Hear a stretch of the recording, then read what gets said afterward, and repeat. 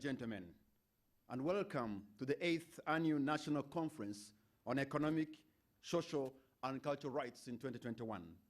My name is Patrick Kamara, and my job today is to manage the discussion that we're going to have in this conference. Our theme in the conference is Reclaiming Public Service for Inclusive and Sustainable Socio-economic Recovery from COVID-19. A warm welcome to all of you in this auditorium, and those who are watching on television across Uganda, and those who are following us on our social media platforms. Thank you so much for joining us today.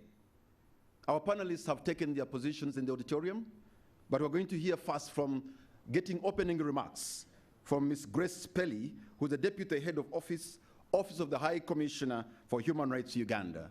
Welcome with me with a round of applause, Grace Pelly, to give us opening remarks. Thank you very much, Patrick. Distinguished guests, ladies and gentlemen, all protocols observed.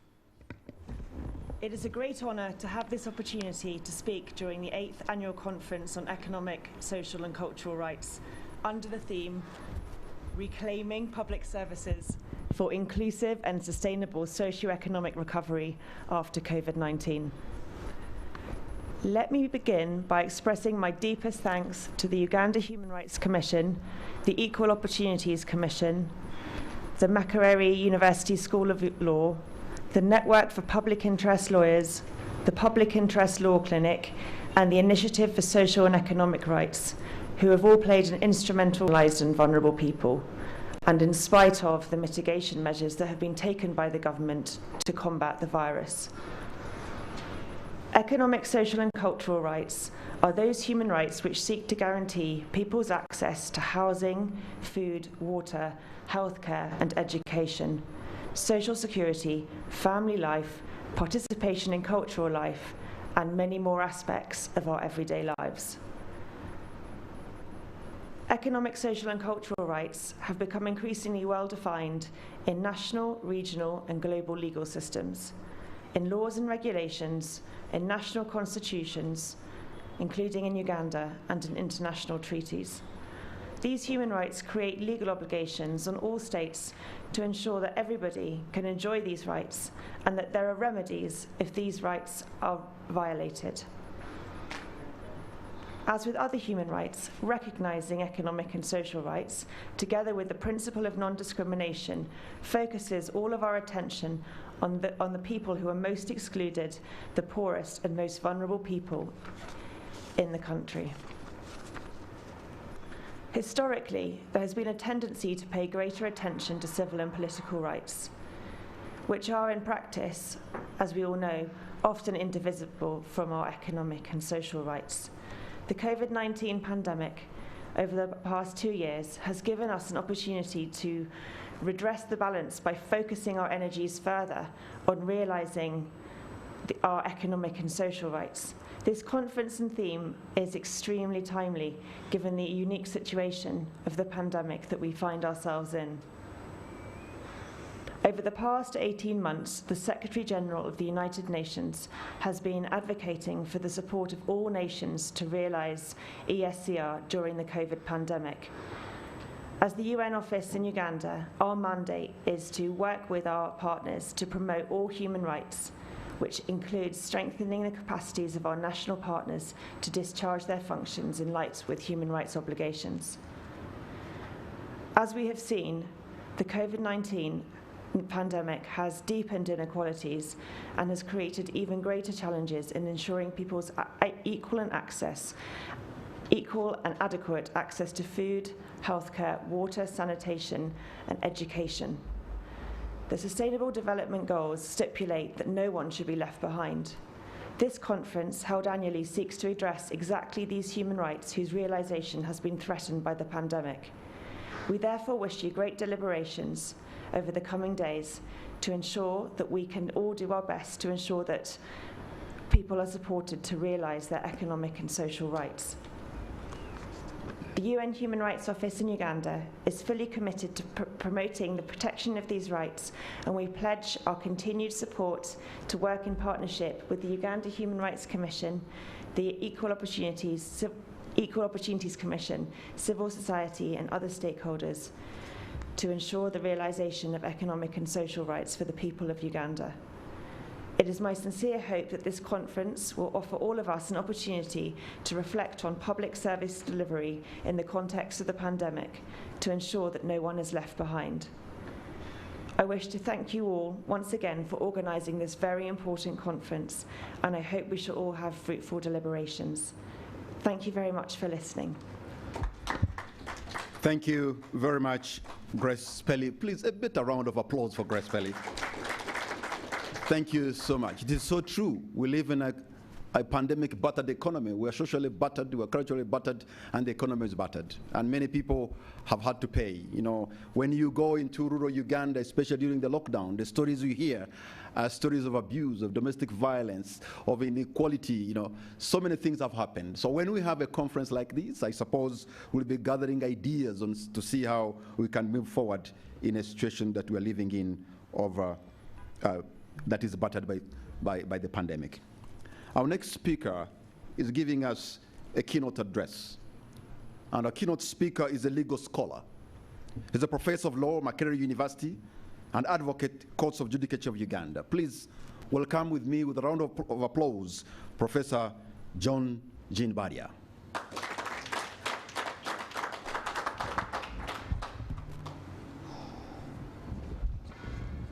Thank you very much, moderator. Let me take this opportunity to thank the School of Law, Uganda Human Rights Commission, ISA, and others for having given me an opportunity to share with you a few thoughts which hopefully will help the discussions around human rights, public services, and prospects for inclusive socio-economic recovery after COVID-19. I will give my remarks in 4 areas. I'll give the context in which we have arrived at a situation where socio-economic rights are seen not actually as rights, but as commodities. Secondly, I look at the revelations that COVID-19 has made about our government. Thirdly, I look at the role of democratic institutions in dealing with the pandemic and in ensuring that maybe the pandemic becomes an occasion for reasserting the role of the common good and rediscovering the importance of socio-economic rights. Thereafter, I'll make some conclusions. Now, the context in which we are faced with the COVID-19 and its impact is that with the end of the Cold War, there developed what was called the Washington Consensus, and the most important aspect of which was further emphasizing structural adjustment programs, which were already in place from the UPC or Obote government.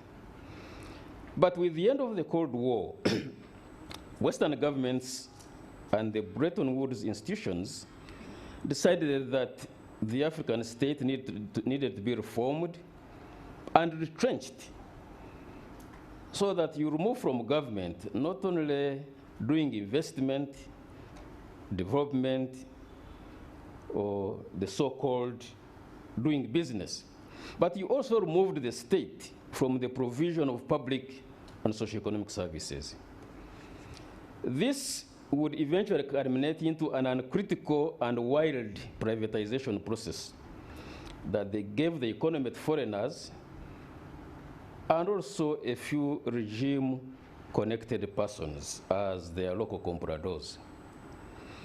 The privatization and retrenchment of the state of the 1990s was therefore the ideological beginning of debunking common and public interests, or what one should call in simple terms, the common good, in favor of private and generally and-social interests.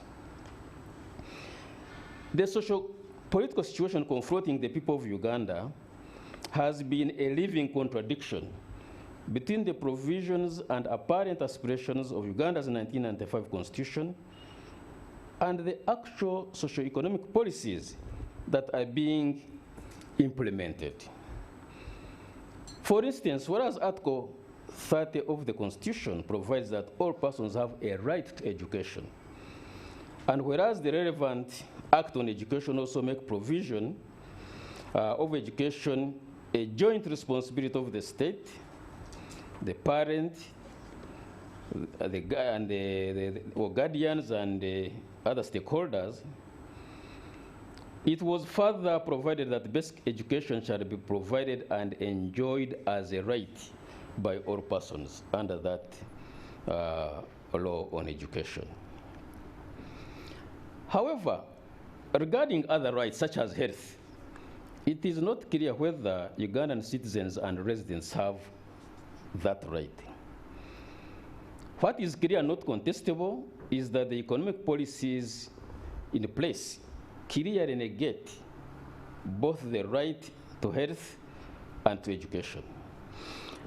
I know that there are other rights that you would like to consider under this conference, but for purposes of clarity, I'll focus only on health and education. Whereas the national objectives and directive principles of state policy recognize the importance of health, education, clean and safe water, etc. And whereas under the 2005 constitutional amendment, these national objectives are supposed to be taken into account in not only in making policy, but in making laws and making decisions in courts.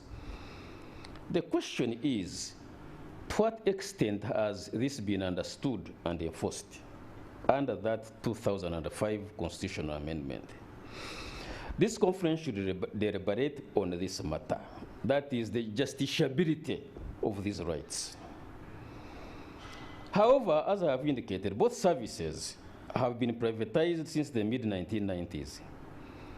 Government continues to have policies, institutions, programs, and annual budgets to cover them. But the fundamental question, which has not been clear and properly addressed, is whether citizens and residents should expect education and health as rights that must be provided by the state. So it is in this situation that COVID-19 enters the stage. When COVID-19 dawned on us in March 2020, it was thought that this was an ordinary disease that would quickly go away. This has not been the case. We are therefore confronted with a situation which a virus originally considered to be either a Chinese or white people's problem, has now come to determine whether people should enjoy their social and even political rights. In the case of Uganda, almost all rights have been affected by the pandemic. For instance, using the Colonial Public Health Ordinance of 1935, which is our current law, actually it has never been changed, government has curtailed both political and socio-economic rights. In the case of elections and political rights generally, the pandemic was used to ensure that there were no political rallies, mainly for the opposition, and that there could be no mobilization against the regime politically. Those who attempted to do so paid a very high price, with death, torture, imprisonment, or loss of economic opportunities. Many are still in prison up to now, either not charged or not prosecuted. In other words, COVID-19 became a political weapon used to deny freedom of association, freedom of assembly, and the right to politically organize against the incumbent regime. Much more specifically, what has COVID revealed about the current regime? There are many revelations, but let me deal with only a few.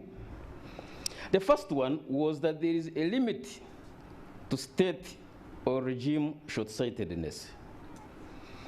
One of the initial and unexpected consequences of COVID-19 was to quarantine everybody at home within the confines of the state of Uganda. This affected all political leaders, including the president, his family, ministers, parliamentarians, government, and opposition political leaders. All of them were affected. Initially, nobody could move out of the country for social or even medical reasons. All the countries in the world closed their borders. If our political leaders were serious enough, this would have been the opportunity to rethink national self-reliance, especially in the fields of health and health services. Because this became very clear that without the internal capacity to look after yourself, you could just die, whether you are a president, a minister, a bishop, or a peasant. It should also be further noted that all the political leaders in the West, including USA, Canada, UK, and the European Union, had to rely on their national health services for solutions, not only for their leaders, but for the citizens. You all remember very well one of the initial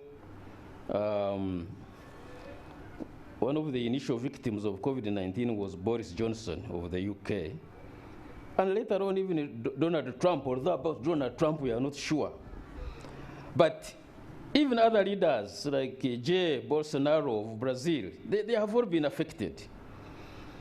But all of these people had to rely on their national health service. Public, not private, public. It therefore should have dawned on our leaders that the Western leaders who had been pushing for privatizing public enterprises down our throats had never really privatized their own public services.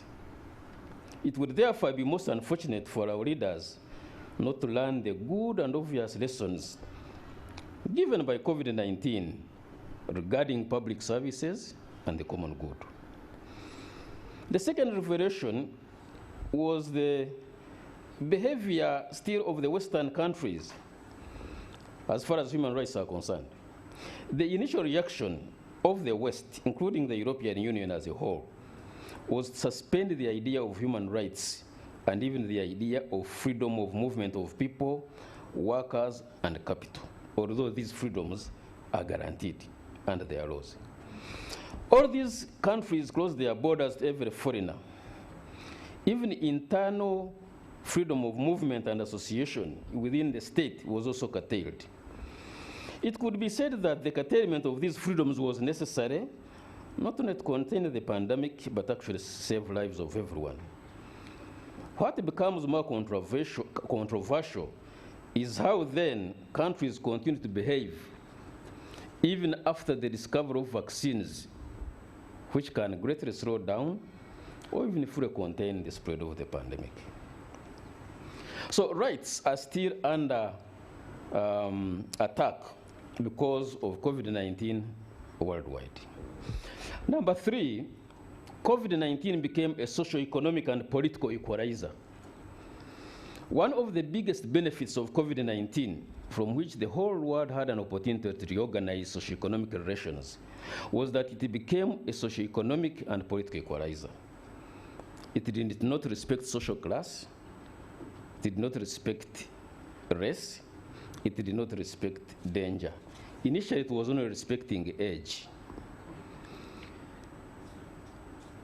The earliest shock, as I have said, was the attack of this disease on leaders of the West. But these leaders relied on public health services in spite of their non-political ideologies, especially the conservative political leaders. In the case of the UK, for instance, the Conservative government now acknowledges the importance of the National Health Service and it has initiated a new health and social care tax.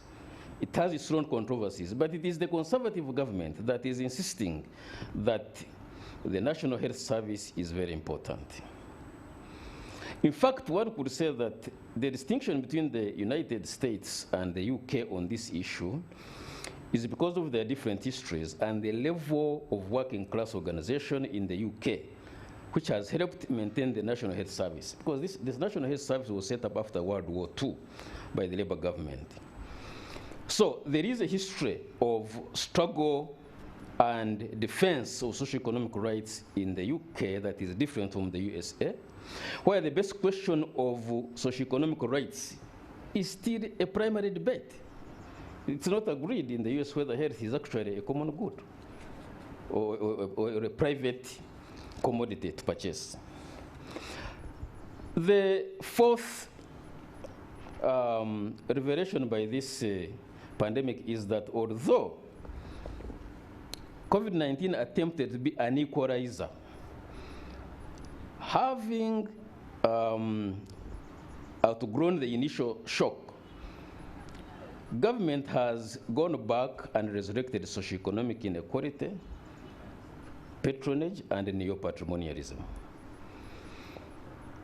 When the first lockdown ended, all reasonable people thought that lessons had been learned and that this would help create a better Uganda in terms of public services and our approach to socioeconomic rights.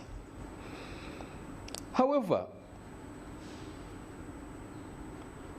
the attempt to alleviate the impact of COVID-19 on the population through the provision of socioeconomic relief and other kinds of relief have further revealed that state patronage and corruption have never ended. COVID-19 was just a shock, but now people have got used to it and gone back to the old habits. Indeed, one must say that the opportunity provided by COVID-19 seems to have been wasted by the state. In fact, one observes that the regime has mounted a fight back in restoring rights disequilibrium and socioeconomic inequality. How has this been done? Because of the socioeconomic policies of retrenching and privatizing the state since the 90s, both education and health care are now essentially in private hands. The most obvious consequence of this privatization has been that education in this time of the pandemic has remained for a few privileged private citizens in local, private, and international private schools, while all public education institutions remain closed. In the case of health services, there has been an attempt to have the pandemic managed by public health facilities. This has generally not succeeded.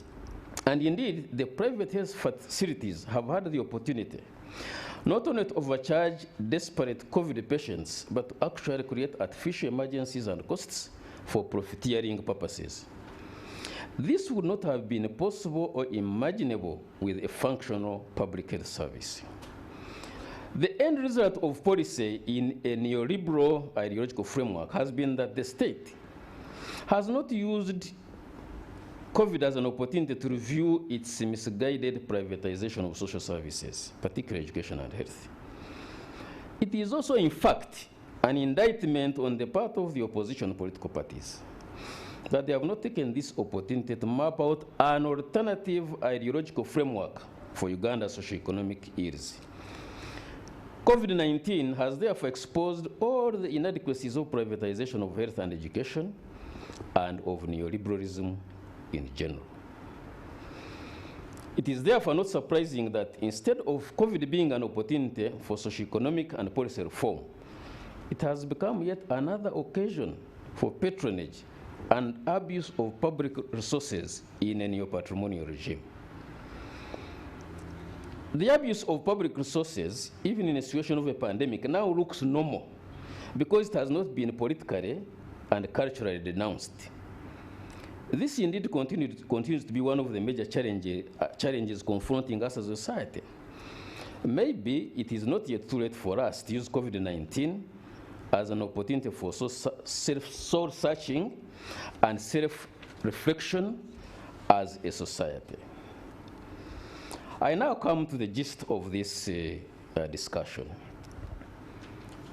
Democracy, state policy, and dealing with COVID-19 and the fate of socio-economic rights. The current situation of COVID-19 forces us to reflect on the question of democracy, the role of democratic institutions, and state policy regarding socio-economic rights. One of the major debates in Uganda has been what legal framework should have been used or should be used even now to deal with the pandemic. And there were three options. One, a declaration of a state of emergency, the use of the Public Health Act or Ordinance of 1935, or a completely new legal regime.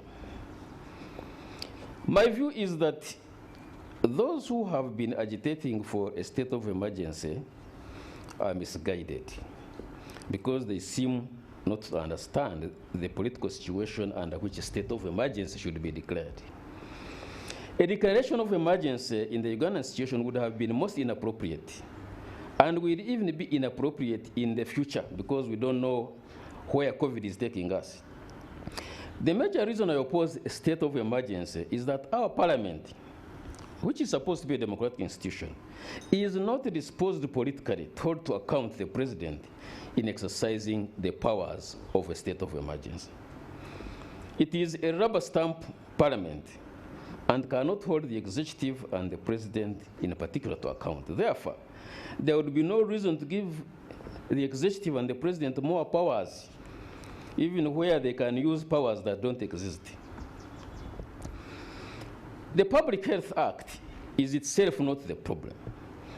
The problem is also not that it was a colonial legislation.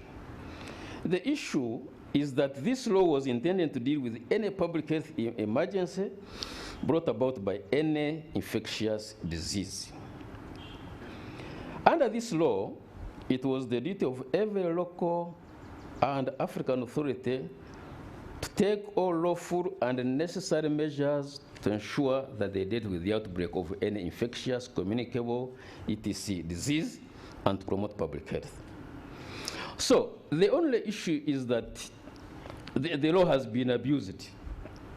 The statutory instruments that have been issued under this law by the Minister of Health can regulate a public health emergency if properly used. The issue, therefore, is not about what the Minister of Health has been doing.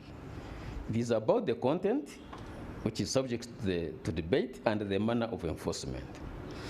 The manner of enforcement is a political question about the intentions, objectives, and competence of the regime. Indeed, if there had been a democratic debate about enforcing COVID-19 SOPs and regulations, the issue of which law should have been used would have been a redundant question. Accordingly, the option of enacting a new law for dealing with COVID-19 was always available but not very important. What was important was a political, socio-economic, and scientific agreement or consensus on how to deal with this pandemic. The socio-political consensus was necessary because COVID-19 is a threat to everybody, and it would have been possible to have an all-round political consensus on how to deal with it, irrespective of other political agreements of a long-term nature. The problem is that it was seen as an opportunity to advance and buttress NRM hegemony. It should further be observed that because COVID-19 was not handled in a democratic and inclusive manner, but was seen as a means where the social problems that emerged could be tackled or attempted using the usual dictatorial patron-client type of politics. That is why the president, without any powers under the Public Health Act or any other law, could issue an opinion or give a presidential address, giving proposals and recommendations. And the security forces would immediately seek to implement them as if they were law. In other words, people would wait for the president to speak, and the following day they would enforce what he had said, which was not law. This is because these government agencies either do not know the difference between an opinion or a law that can be enforced by state organs, or if they knew, they believed that they were protected by presidential infallibility. Because all they needed to do was that they were enforcing presidential directives in a speech.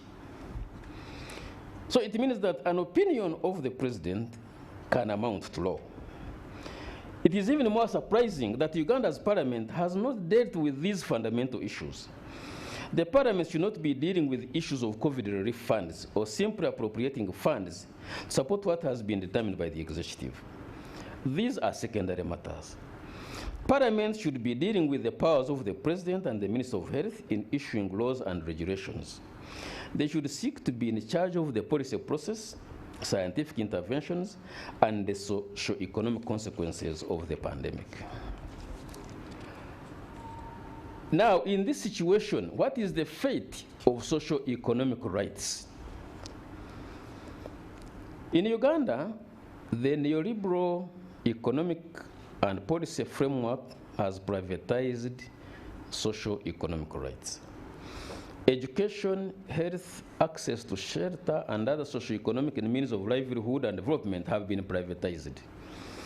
The role that the state plays with regard to, for instance, health and education is not ensuring the enjoyment by every citizen of access to these services, but it is rather seen as a political act of charity, or at best, government self-preservation. So when the government is trying to give health or education, the point they are making is not that they would like citizens to enjoy these as rights. It's a question of the largesse of the state, or the state having to attain some level of legitimacy, but not a question of enforcing or advancing rights. Thus, irrespective of the provisions of the law, for instance, with regard to the right to education, it has not been the concern and approach of citizens to enforce it as a right. There may be agitation by individuals, political parties, or even some civil society organizations on the question. But society generally has not regarded it as a matter of enforcing a socio-economic right. In the case of health, public health institutions exist, much as a whole public education system also exists from primary school, secondary school, in terms of UP and USE. In the health sector, there are health centers 1 up to 4, as well as regional referral hospitals up to the national referral hospital. The question, however, is, what is the relationship between the private education system and the public, rather the private education system, the private health system, and the public education and health systems? There are many issues as far as this question is concerned. But the most important one is whether the state regards education and health as rights. The simple answer is that having privatized the public services, and therefore having privatized social services such as health and education, these services have been commodified. They are commodities. They are commodities in the market to be purchased like any other commodity. Although technically there are rules on running schools or health facilities, these rules and regulations have been subordinated to the logic of the market. In other words, you have provisions in the Constitution, you have provisions in the law, and you also have rules intended to enforce the running of health and education. But the logic of the market becomes more important, is more powerful, is superior, both the Constitution and the laws. That is why there are now arguments about the cost of treating a Ugandan in an emergency. This has become an important question, simply because it affects the middle and upper classes and those who happen to be corrupt and therefore with resources. Otherwise, more than 90% of Uganda's population has been without reliable access to health services. They have been dying by the day. It is only COVID that has exposed the fact that without a reliable public health system, everyone becomes vulnerable. We all know the situation about oxygen and the astronomical sums of monies that were required to keep a person under oxygen, even just for a week. First, even those that could afford to have the oxygen ran out. Even after death, you are supposed to pay for these services that did not secure your life. In the case of education, the issues are even more blatant than health concerns. More than 15 million young people have been locked at home in varying degrees for more than 18 months now, with various social and human life-threatening consequences. The consequences of not having a reliable public education system catering for the interests of all citizens are not being seen today. They will not even be seen tomorrow or next year, but for several years. The consequences are several, but let me emphasize two for now. One is the failure of generations to complete their education on time. But secondly, the fact that, and of course there are consequences that arise from that. But secondly, the fact that there will be no primary or secondary education institutions to return to. We must understand this, that many of the primary schools and secondary schools will not resurrect at all. So where will the children go, even when we say go back to school? Because they were businesses which, on a business model, because of the intervention of COVID, have collapsed. The businesses have become bankrupt, and they cannot easily be resurrected. The simple conclusion, therefore, is that there are certain services that cannot be left to the private sector. The private sector can play a role, but be secondary, not primary. Both health and education are such services. Indeed, this is why they are regarded as socio-economic rights and not as commodities to be bought on the market. Ladies and gentlemen, let me conclude. In debating and deliberating over these matters, it is therefore necessary to consider the following issues in order for the people of Uganda to have their socio-economic rights advanced, particularly in the areas of education and health, now and after COVID-19. As I said, I have focused only on these two because it would have been impossible to deal with the other services that you want to talk about later. The issue of socio-economic rights cannot be seriously and fundamentally dealt with unless we address certain basic political and ideological questions, and they include the following. One, the basic and fundamental problem of Uganda's political economy is that our leaders embraced neoliberalism and privatization without question. If you look at our neighbors, Tanzania, Kenya, and others, they did not do this full and blind privatization. Our leaders saw these socio-political arrangements as politically useful in the 1990s. The policies dismantled state-directed socio-economic policies, including public enterprises, parastatals, commercial banks, and cooperatives organized by previous regimes. But these were not regime enterprises, but belonged to the people of Uganda.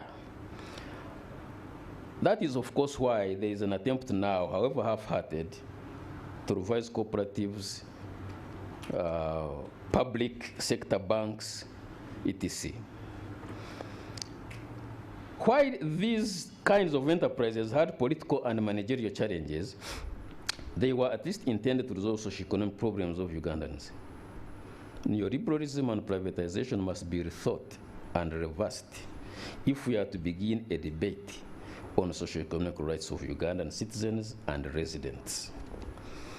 Secondly, in this regard, it is the cardinal duty of all serious political parties genuine civil society, religious and cultural institutions, to honestly and seriously confront the ideological deficit in Uganda today, not only to deal with COVID-19, but all the issues that this pandemic has brought to light and exposed in all areas of socio-economic social and economic existence of the people of Uganda. Thirdly, the most practical question facing Uganda today is, can Uganda's pseudo-democratic institutions, such as parliament and political parties, play any meaningful role in this situation? If Uganda's parliament and our weak local governments cannot have any say in dealing with COVID-19, in terms of being strategic program leaders, policy leaders, then they will never have any say in any other major issue. They will practically have become socially and politically irrelevant. Finally, I would therefore pray that this conference highlights the fact that there are problems confronting health, education, and other public services, or socio-economic rights, which cannot be dealt with by mere allocation of resources or attempting to deal with logistical and delivery problems, but rather by first confronting the political and ideological framework of neoliberalism and privatization. Without dealing with the political and ideological framework of handling socioeconomic rights, all other forms of intervention will not only be secondary and tokenistic, but they will be largely a waste of time and will engender no fundamental change in the socioeconomic lives of the people of Uganda. Ladies and gentlemen, I believe that I have given a few of my thoughts, which will be useful for all the participants in this conference to have deliberations on all the other major issues that will be confronting us both today and tomorrow. I thank you. Thank you very much. A bigger round of applause for Professor of Law at Makerere University, Professor John Jinbaria. I listened to him so keenly. And by the way, do you know that today, September 15th, is International Democracy Day? The people who organized this conference, did you know that? You're right about talking about democracy on a day when the whole world is assessing democracy. There are things that I picked in the submission of Professor Jinbaria. That COVID was weaponized by people who wanted to gain something out of it. And probably we saw that. That the health sector was exposed.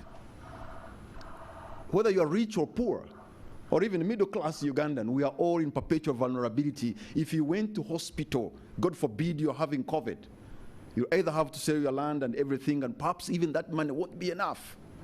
That's where we reached. If the health sector was a patient, I think it would be somebody suffering from multiple organ failure in ICU. But he says we have missed an opportunity to build self-reliance so that we can stand on our own, because COVID has exposed that.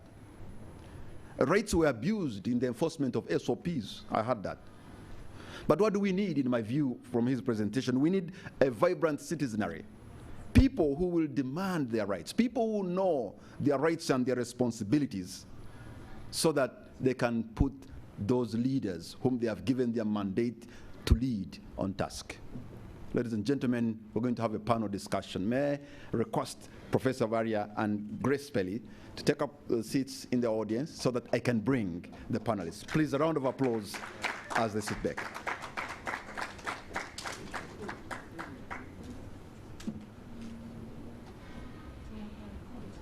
Our panelists are men and women of substance, men and women who have a wealth of experience. So I'm going to be calling them one by one when they take their positions. Each one will have about 10 minutes or thereabout, and then we shall have the plenary discussion whereby you get to contribute to what they will have said, whether you agree with them or disagree. And like I said, yes, in most cases, in conferences like these, we can always disagree, but it's important to disagree with respect. So now, may I invite the Executive Director for Social and Economic Rights, ISER, Ms. Salima Namusobya. Let's give them a round of applause as they come. Thank you so much, Salim. May I now call another panelist, the Principal, School of Law, Makerere University, Professor Christopher Mbazira.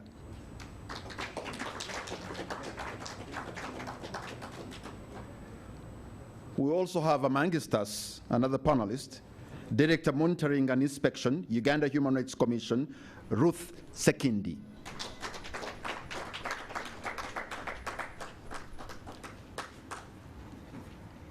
And last but not least, we have the Economic Justice and Climate Action Officer, Akina Wamama Africa, Faith Lumonya.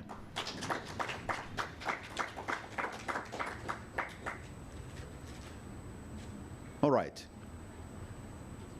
I think I'm going to start from my immediate left.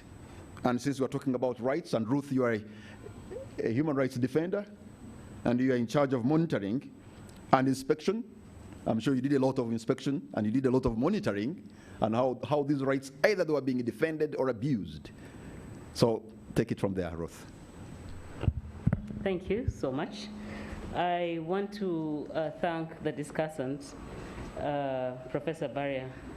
He's always top-notch. I mean, you can't get anything better than that. And I liked his assessment and his overview of analyzing the situation and the challenges that we faced as a country. As you've said, as the Commission, we monitored the COVID situation, and we relate with some of the issues that he has highlighted. And we know that COVID-19 really deepened inequalities. And as you already know, thousands were pushed into poverty and hunger. At one point, someone said, I never thought that I would see a day when Ugandans are clamoring for beans and posho in a rich agricultural country. But COVID reduced people to beggars. So many people lost jobs and sources of livelihood. We noted that schools were closed, and we have seen how many children have been affected. And the poor got poorer. When we look at the statistics that have come from the Uganda Bureau of Statistics, we noted that particular regions were affected, Karamoja and Busoga region, and they got poorer because of COVID-19. So there is need for purposeful interventions into these areas, because it will take a number of years for them to recover. Now, when it comes to education, I think COVID-19 exposed the inequalities that have always existed in the education sector. Many elites who sometimes make laws, policies, and have the platform to speak, never speak about these issues. They are left with the Equal Opportunities Commission, Uganda Human Rights Commission to speak about some of these issues. And many times they go unattended. But right now, many children are out of school. But we also need to know that the children of the rich are in school. They are studying online. But how many Ugandans can afford online schooling? How many Ugandans can afford social media? Or even a phone or a tablet or a computer? How many Ugandans can afford the bundles, the internet bundles? Look at where you're coming from or your deepest village. How many children or how many communities or families can afford that? So the inequalities has been widened further. It increased sexual and gender-based violence. But the question was, do women and children have recourse? Do they know where to report? We were monitoring and went to police stations, and they were overwhelmed. They said, we tried to mediate, but what can we do? So the protective structures for women were gone because people were not working. NGOs were not working, and that became a challenge. It affected heavily persons with disabilities, persons with mental illnesses. They had nowhere to go. They had to travel long distances even to get social support. And it became really an issue or a challenge. And when we're talking about recovery, these are areas we need to look at. And like Professor Barry has raised the issue of health, it exposed the fragile health sector that we have. How many Ugandans can proudly stand and say, I can afford health care? We have been talking about the health insurance bill as a country. We need it like yesterday. Because after COVID-19, me and you realize that if I fall sick and I don't heal by miracle, I am gone. Because we saw what was happening in hospitals. How many Ugandans can afford 2 million shillings per day or per half a day? How much do you earn? So it exposed the issue of privatization, like we've said. Certain basic social services like education and health shouldn't have been privatized, and we can make it better. Ladies and gentlemen, we have a distorted and disorganized education system where for a child who is in primary, they move from Barara and are taken to Jinja or in Navumali. Is that right? Because they are looking for a quality of education. For someone to travel from Kampala to go and study in Arua or Gulu, and these children are 6 years, 7 years, or even 10 years. Is that right? I think we need to have a standard education system where every village, no matter where a child is, the education system is the same. That way, we save our children from traveling long distances. Now, the inequality has been further exposed because you realize that there's something fundamentally wrong from the core of our education system. Ladies and gentlemen, we have been looking at the wealthy countries. COVID-19 exposed how countries relate. Because there's no equitable access to vaccine, we as Africans were reduced to begging. We are lobbying with the COVAX facility. But then there was an opportunity because we got a wake-up call and started thinking about manufacturing our own vaccine. That was good. But then you realize that the wealthy nations, it is about my people, and it's not about the world over. So as a country, we need to up our act to make sure that we put in place mechanisms and social services, plus have the ability to take care of our people in the event of a pandemic or in the event that we cannot adequately address it. Ladies and gentlemen, I am saying that education should be structured towards how affordable is it for all Ugandans? How acceptable is it? What is the quality of this education that we have? It shouldn't matter where this person lives. It shouldn't matter how the economic status of their parents. But all children in Uganda should be able to access affordable education and quality education so that we don't have certain schools having different standards. Our children should be able to study the same despite wherever they live. And we're saying that COVID-19 has taught us that there's need to enhance social protection and access to essential services for the poor and most vulnerable, and also ensure that there should be an inclusion of recovery. When we were coming up with discussing COVID, we realized every time we're saying this sector has been left out. There's need for participation if we're going to talk about any form of recovery. Is it participatory? Who are we leaving behind? If we're talking about people speaking, the media was not looking out for persons with disabilities. How many media ministers were speaking to the public? How many of them had sign language interpreters? Others had masks on. But then there are people who do lip reading. So we leave a particular section of the population out.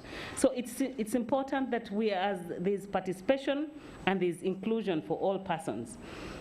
And finally, while we're very happy with the COVID fund, and that it was timely, and I should say generous. We were, however, challenged that even in the midst of this, we still had elements of corruption. So when we are dealing with recovery, we should ensure that there is transparency and accountability to avoid issues of corruption. Ladies and gentlemen, another stingy issue has been the taxation. After COVID, the businesses have really suffered. Everyone with a small little business is being squeezed, and they're even paying arrears of when they were still under lockdown and they were not working. If we're talking about economic recovery, how are we helping our businesses thrive? We have to look at it holistically, as well as look at how we should ensure that we keep them working and not instead close them. So, and when we are talking about recovery, we have to look at issues of data. We were exposed by COVID-19, where when we're talking about the COVID relief, we didn't know the poor in our country, we didn't know who does what, we didn't know the unemployed people in our country, we didn't know how many border riders there were, or where we can find them. It is time as a country to have our statistics in order so that we know who does what and where these people are, in order to have a holistic and sustainable intervention if we're going to talk about recovery. Ladies and gentlemen, I am concluding by saying economic, social, and cultural rights go to the core of human dignity and people's livelihood. And if we're talking about recovery, it is important that we consider inclusion, participation, and a comprehensive analysis while using the human rights-based approach. I thank you. Ruth Sekindi, Director Monitoring and Inspection, Uganda Human Rights Commission. You know, you've said so many things, but let me just also tell you what caught my ear: affordable and quality education. If you ask Professor Baria, I will tell you maybe back in the day, it didn't matter where your child is studying from, whether you are in the region of Kigezi or in Acholi, in Lango, in Bugisu, or in Toro, because that child would be able to compete with whoever. It was almost the same level, same education. You have heard of those great schools like Busoga College Mwiri in Busoga. You've heard of Narambai in Bugisu. You've heard of Boroboro in Acholi. You've heard of Muntari School in Ankole. You've heard of Nyakasura School in Fort Portal, in Toro region, or Nabumali or Mutole in Kisoro. But today, do you know why sometimes we find ourselves in a traffic jam in Kampala? Because we are all squeezing to go to this one school that we think is offering the best education. Everybody wants to go to Green Circle, to Kampala Parents, or City Parents, or whatever it is, or Lohana. Why? Because we think that is where there's some kind of a heartbeat of education. Why can't we have an equalizer of sorts so that we have education? Because we are all Ugandans who deserve better. Thank you so much, Ruth. And our next panelist, I think we're going to continue like that. Let me ask Salima to take us through. You are the Executive Director Initiative for Social and Economic Rights. So many things are within your docket. So let's hear from you. Thank you very much, Patrick, and good afternoon, everyone. I want to start off by thanking very much our keynote speaker, Professor Baria. He has managed to discuss this issue very well in a manner that is quite understandable, taking us from how in the first place we got to be in this position where there is commodification of services, to what needs to be done, how COVID-19 really revealed various aspects about our social service delivery and what needs to be done in order for us to reclaim public services. Now, as the Initiative for Social and Economic Rights, we've been having this conversation from way back since about 2014, but many times people would dismiss this conversation around the need for public services as merely being ideological, and there is no real meaning for it in practice until when, as Professor Baria has discussed, we've had a situation of COVID-19 where now even the middle class or the political class that rules this country has found themselves affected, and then they see meaning at this point in the conversation that we are having now in terms of the role of public services.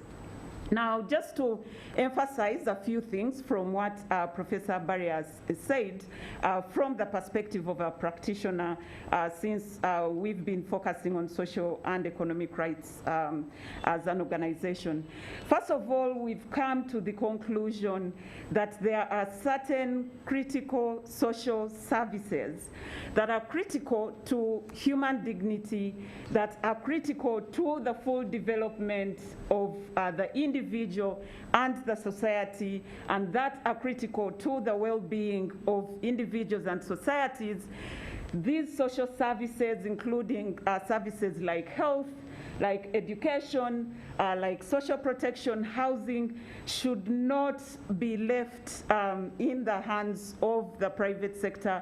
They should not be left at the whims of business people, but they should be services that are controlled, managed by the state, and at all times the state should retain the stewardship of these services because they play a critical function within the lives of individuals, but also for the economic development of the country as a whole, but also to ensure that each individual, each community, regardless of their social and economic background, are able to access these services.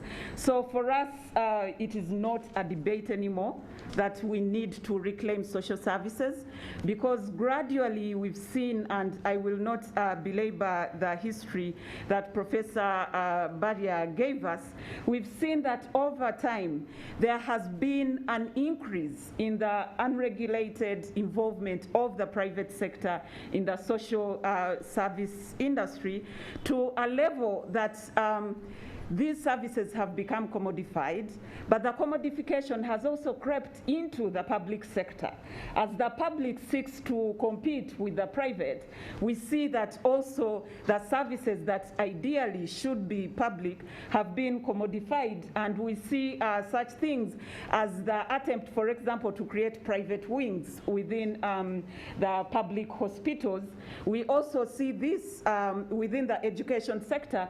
We see that schools that are receiving, that are grant aided by the government, that are receiving funds from the government, are also actually charging a lot of money in comparison, sometimes even more money than what is being charged by the private schools.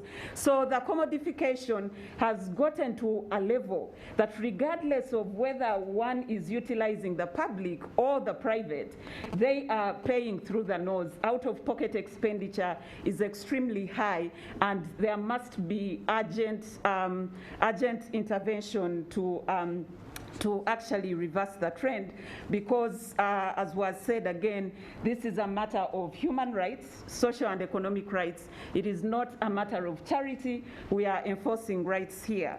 The other key issue that also has been a debate for a very long time is the question of whether the private involvement in social services is only an issue of regulation. For some people, the solution always has been that, okay, the private sector should be involved in these services, but with adequate regulation. And again, from experience, from research, we've seen that this is not an issue of mere regulation of the private sector, because even where that exists, there are still problems. But also within our Ugandan context, we see that there is a general lack of capacity of the state to regulate. Sometimes it is a reluctance of the state to regulate. And we've seen that this, again, has come up very prominently within the COVID-19 time, where we've seen that the state struggling to regulate private health service providers. And we've seen that yesterday I saw some letter going around on social media where the police was the boss in the police was asking police officers to keep intervening to investigate cases of where the private sector is taking advantage of patients, overcharging or detaining bodies and extorting the public. And we should not be in this position in the first place. In our case as Uganda, the liberalization that happened, letting the private sector in, was done prior to any meaningful form of regulation happening. So you find that the state has always been playing catch-up to regulate the private sector, and it has been grossly ineffective. It has been a complete failure, as we've seen. Even with the private sector in education, there was a point where there was a debate of regulation of school fees. And the private sector came out strongly through their associations to say, wait a minute, yes, if government wants to have this discussion, please have it with the public institutions, have it with the public education institutions, but you should not be having it with the private sector because we are private and you should not be interfering.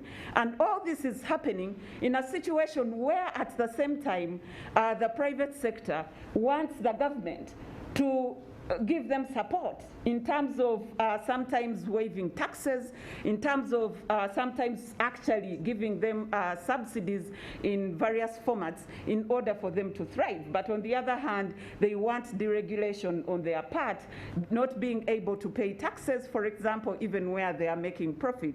So for us, as an organization, we've come to the conclusion that the profit motive of the private sector is inconsistent with the common good. And our call has always been that the state must retain control of certain basic social services and be able to play a stewardship role and be able to manage the provision of services, but leave room for that small group of people who will always be attracted to exclusivity, who will always be attracted to expensive things, such that going to use a private health facility or going to use a private school should be a question of choice, but not a question of being forced as we are now, because right now people are being forced to move to the private simply because we have a dysfunctional public health and education system. Because of the poor quality that we've been seeing, that has resulted from many issues. Part of it is the stagnating or declining funding in terms of budgetary allocations to these sectors, but part of it is also the lack of the political will, the lack of ideology that caters for the poor and the vulnerable, to be able to ensure that there is an equivalent quality public system that is operating alongside the private system. Because if we had indeed, as the professor said, if we had a functional public health or public education system, we would not be having the debate of having to regulate the private sector, because the people would be able to get the services that they require from the public system, and the private sector would have to actually also play along what is happening with the public systems. But as one person said, I think it's a journalist, Kalinachi, I think, who said that for the likes of Nakasero or other private entities to thrive, the public system had to die. And we are tempted to believe this because we see that there is very limited attempts to make the public system work, and yet it is clear that it plays a critical role in terms of reducing inequality,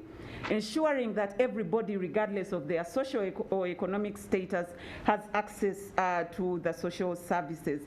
So there's need for us to move beyond the conversation of just regulating the private sector and going back to the drawing board. What percentage of the private do we want to be operating in this sphere? What role should the private sector play? Otherwise, we find ourselves in a situation where the private has taken over. At secondary education level, it's been put at 66% private provision as opposed to what the government is doing. And the same we see for the health sector. But also we see that the profit motive does not allow the private sector to reach the most vulnerable, because when you go to hard-to-reach areas like islands or places like Deep in Karamoja or Bundibujo, you will not find the private sector there. So we cannot rely on the private sector to be able to deliver these services. The other thing that was touched on was the question of full recognition of social and economic rights within the law and the importance of justiciability of these rights. And I will not really overemphasize that, because as was said, yes, some social and economic rights like education are clearly articulated under our constitution, and there is enabling law, but there are those rights where we are still struggling as practitioners, as litigators, to go and convince the courts that actually these rights are justiciable. There has been movement in that direction in terms of the courts recognizing these rights, but we are not yet there, and there is still need for us to fully recognize these rights within the law and be able to give people meaningful redress in a timely manner should there be violations. Because again, as was seen, these are human rights. They are not just development goals. They are not just matters of debate, but they are human rights that do touch actual human beings.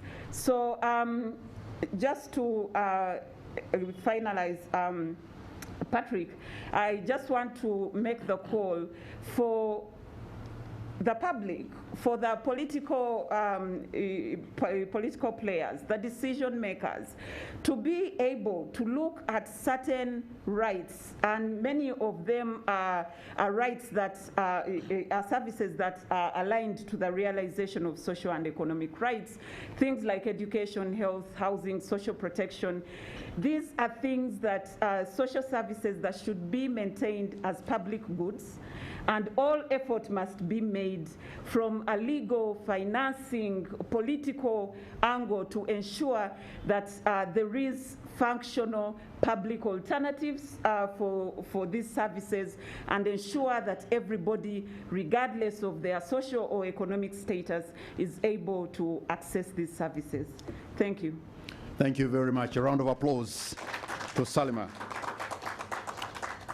You know, you talked about the public system being robust, and I'm thinking, how is it going to be good if men and women in places of influence are actually not using these public systems?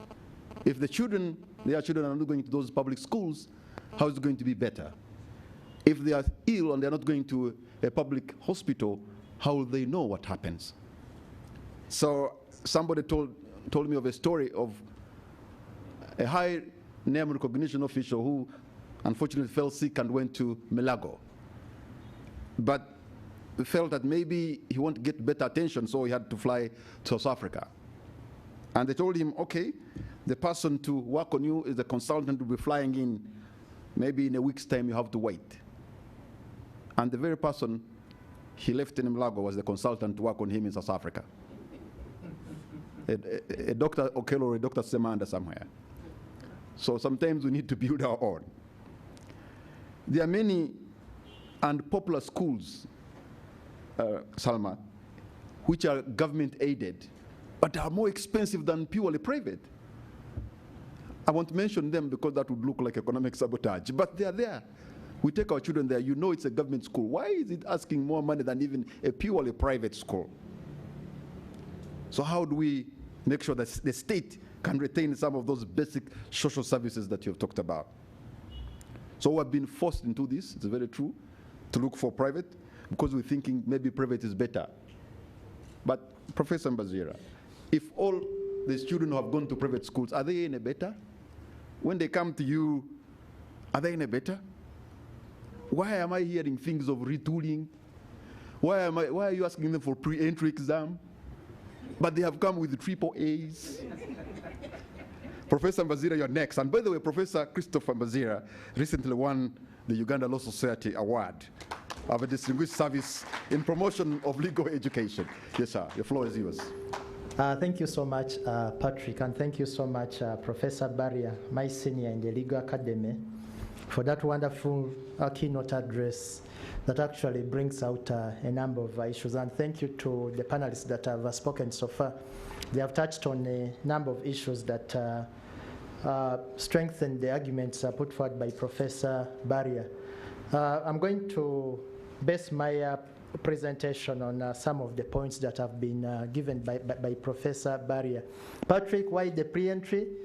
Let me see you in Makerere soon to do the pre-entry. Then we'll understand why the pre-entry is necessary. Otherwise, my starting point, I agree with Professor Barrier as far as the impact of privatization is concerned. I want, though, to look at it more at a micro level. Because what happened, privatization happened at a macro level, but the impact trickled down to the micro level. What do I mean, for instance? I'll use the example of the social protection sector.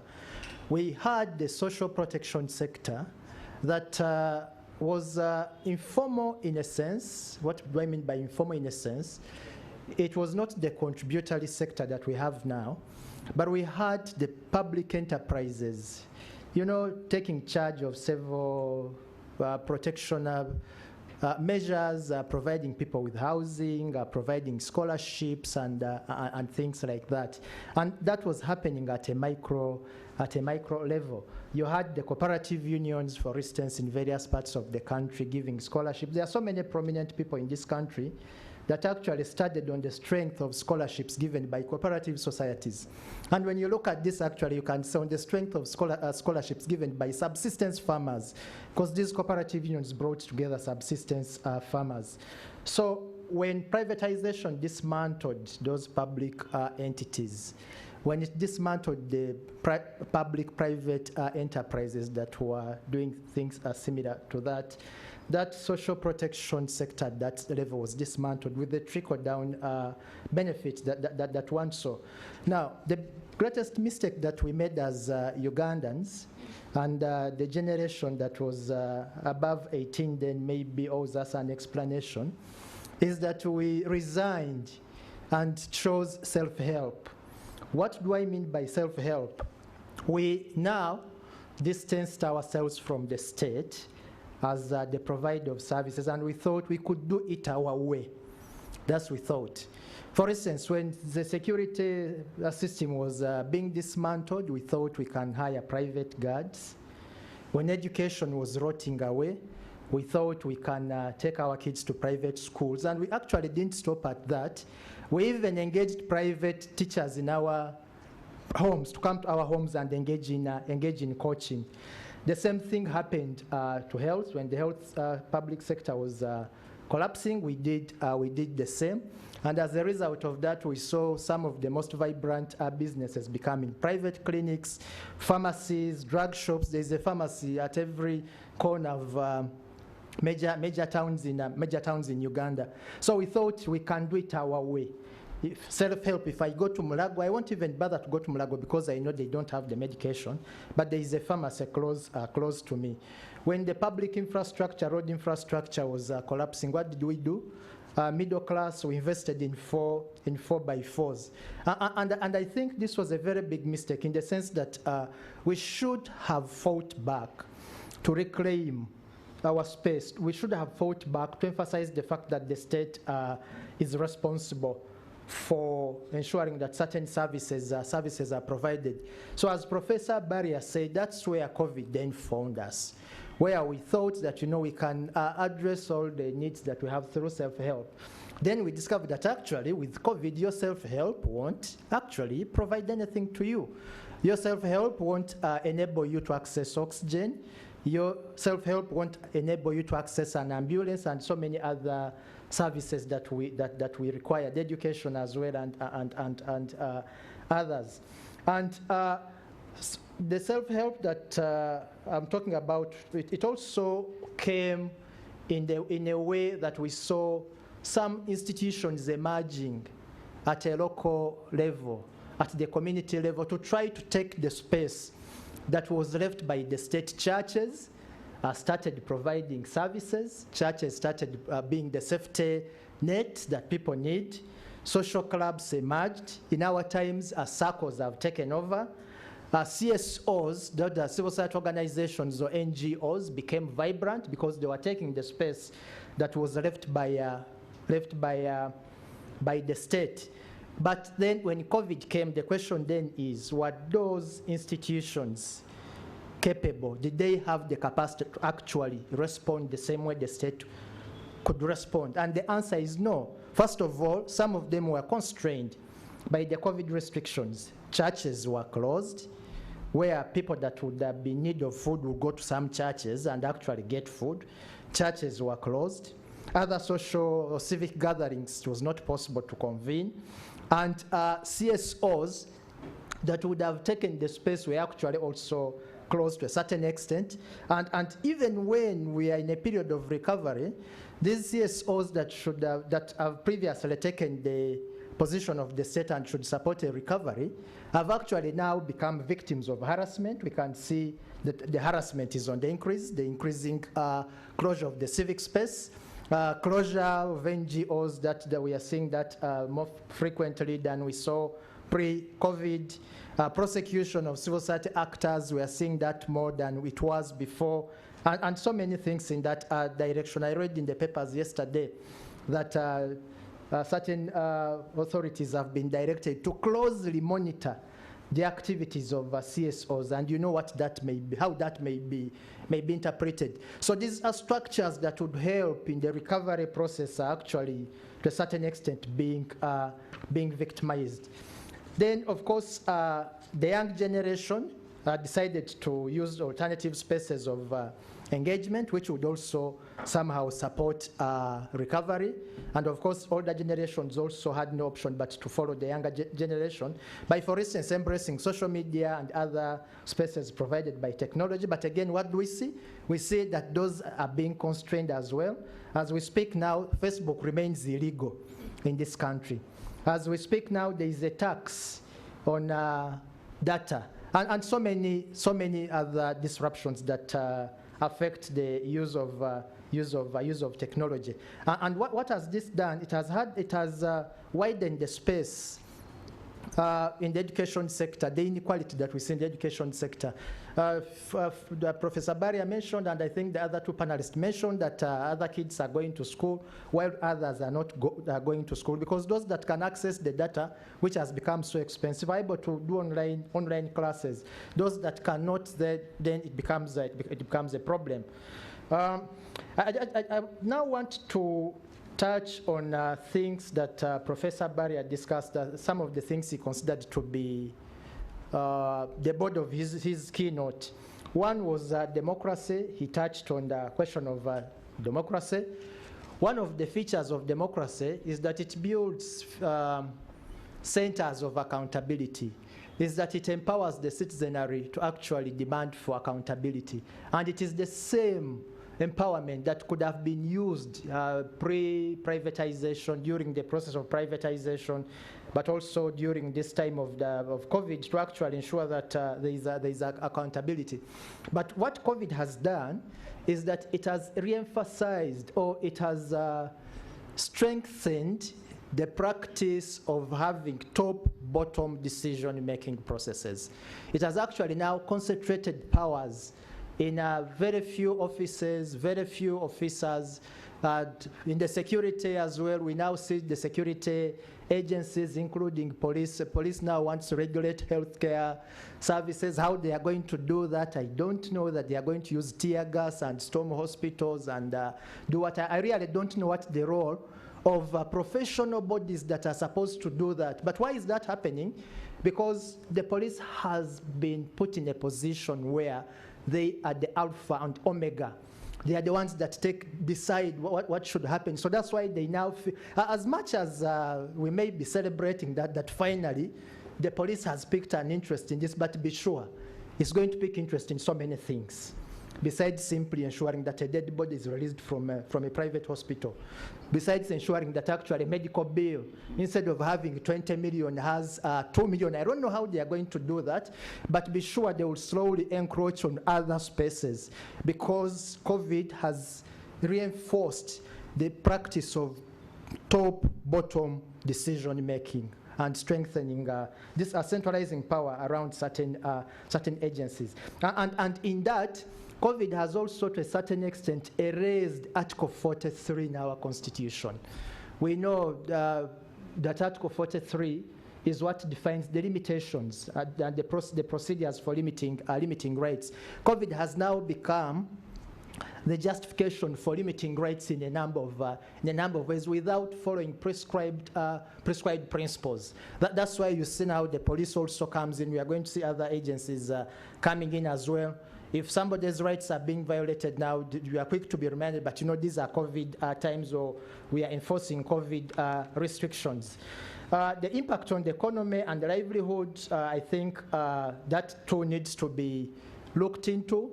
We know that the employment context has been affected, business has been affected, people are not able to earn, and as a result of that, they are not able to maintain a livelihood that assures human dignity. And then what we also see is that one would have expected bailouts. Those are shrouded in secrecy. It's not so clear what bailout packages we have in place. Instead, as mentioned by one of the panelists, that's Ruth, instead we are seeing new categories of taxes, new taxes on services that were previously not taxed, increasing taxes in various ways. So that's only going to make matters worse. The irony, though, as far as privatization is concerned, not an irony, but maybe I should use the word paradox. When you read the National Development Plan 3 and you read the theory of change, one of the indications in the theory of change is that we cannot achieve socio-economic transformation unless we have a very active state. That's one of the theories at the center of the National Development Plan, meaning that the state in the next 5 years now has to take the space that has previously been occupied by the private sector. That void was created by the state. The private sector moved in. The theory of change in the National Development Plan is that the state should now take back that space. But the paradox is that when you look at the budgeting processes and how much is invested in public services, when you look at the state of public institutions, you see that theory of change is not being pursued. In terms of regulation, again, if you are going to have an active state, yes, you can have the private sector and have the private sector regulated. I think Salima has eloquently submitted on the shortcomings as far as regulation is concerned. And one thing that comes out clearly is that in certain sectors, and this is prominent in the sector of education, is that most private schools are actually owned by persons that should be in charge of regulating the education sector. Just conduct a research and find out who owns most of these private schools. You will be surprised that actually most of the people, the investors or entrepreneurs in these private schools, are just a few meters away from NTV. There is the Ministry of Education around the corner here. So how are they going to regulate that sector? How are they going, for instance, to regulate tuition that is paid? There has been an outcry for years that why don't we regulate tuition? I know that ISA has done research on that, but who is supposed to regulate tuition if the proprietors of those schools are the persons that are supposed to regulate? What's the solution then? I agree with Professor Barrier that we need to reawaken, if I could put it that way in my terms, civic awareness, civic consciousness. We need a citizenry that knows that self-help, and I got back to where I started, that the biggest mistake that we made was to think that as Ugandans we can access the things that the state previously provided through self-help. COVID has showed us that self-help has its limitations. So what we now need to do, we need to abandon self-help and indicate that for purposes of certain services, education and health inclusive, we are dependent on the state, and that the state has a responsibility to actually provide those services. But we cannot successfully re-energize the public or claim that space if we still have formalized constraints on the civic space, harassment of civil society organizations as we are seeing, and closure of the civic space in a number of respects. So these spaces need to be opened up, and we need to awaken as the civic responsibility on the part of citizens of Uganda. Thank you so much, Patrick. I'll leave it at that. A round of applause to Professor Mbazira. We need to be bold, we need to be assertive, we need to be clear-headed and respectfully demand what is ours. I think in most cases we don't know our rights, we also don't know our responsibilities. The day we get civic competence in this country, maybe that will be the beginning of solving our problems. But so long as people do not know, or people are wobbly in demanding, then the people we give the mandate to lead perhaps will not be able to give us effective service delivery. So we need to fight back with respect in what is ours, for what is ours. You know, you talked about private institutions. I know in some schools, there's even a private arrangement in a private school. Have you seen a parent paying money to a teacher for special consideration in a private school? For heaven's sake, I've paid in a private school. I still need to see a parent and give something small so that my child is given a special consideration. This is where we are. And we are to blame, we, the people of Uganda. Right. You need to go to downtown and see people driving 4x4s you are talking about. Total disregard of the traffic regulations. People in public places, in offices with good cars, they have turned them into ambulances. You hear a car with a siren and you think there's an ambulance, yet it is a politician or whoever moving. It is one way and we're driving the other side, sometimes even when the traffic is looking. The degree of impunity, of total disregard, I'm sure people who come from the Northern Hemisphere, in Europe and other places, when they're here, you're perplexed. You talked about Facebook. You know, there is somebody who is working in a senior office in this country, and they could see that person sending announcements via Facebook for engagements of the boss. And I'm wondering, are you aware the boss ordered for the closure of this platform and you're using it for Facebook? I mean, are you going against your boss? You're also using VPN? It is not supposed to be working, and here you're announcing his engagements using the same platform? He was like, oh yeah, you see? That's where we are. But ladies and gentlemen, let us now listen to our next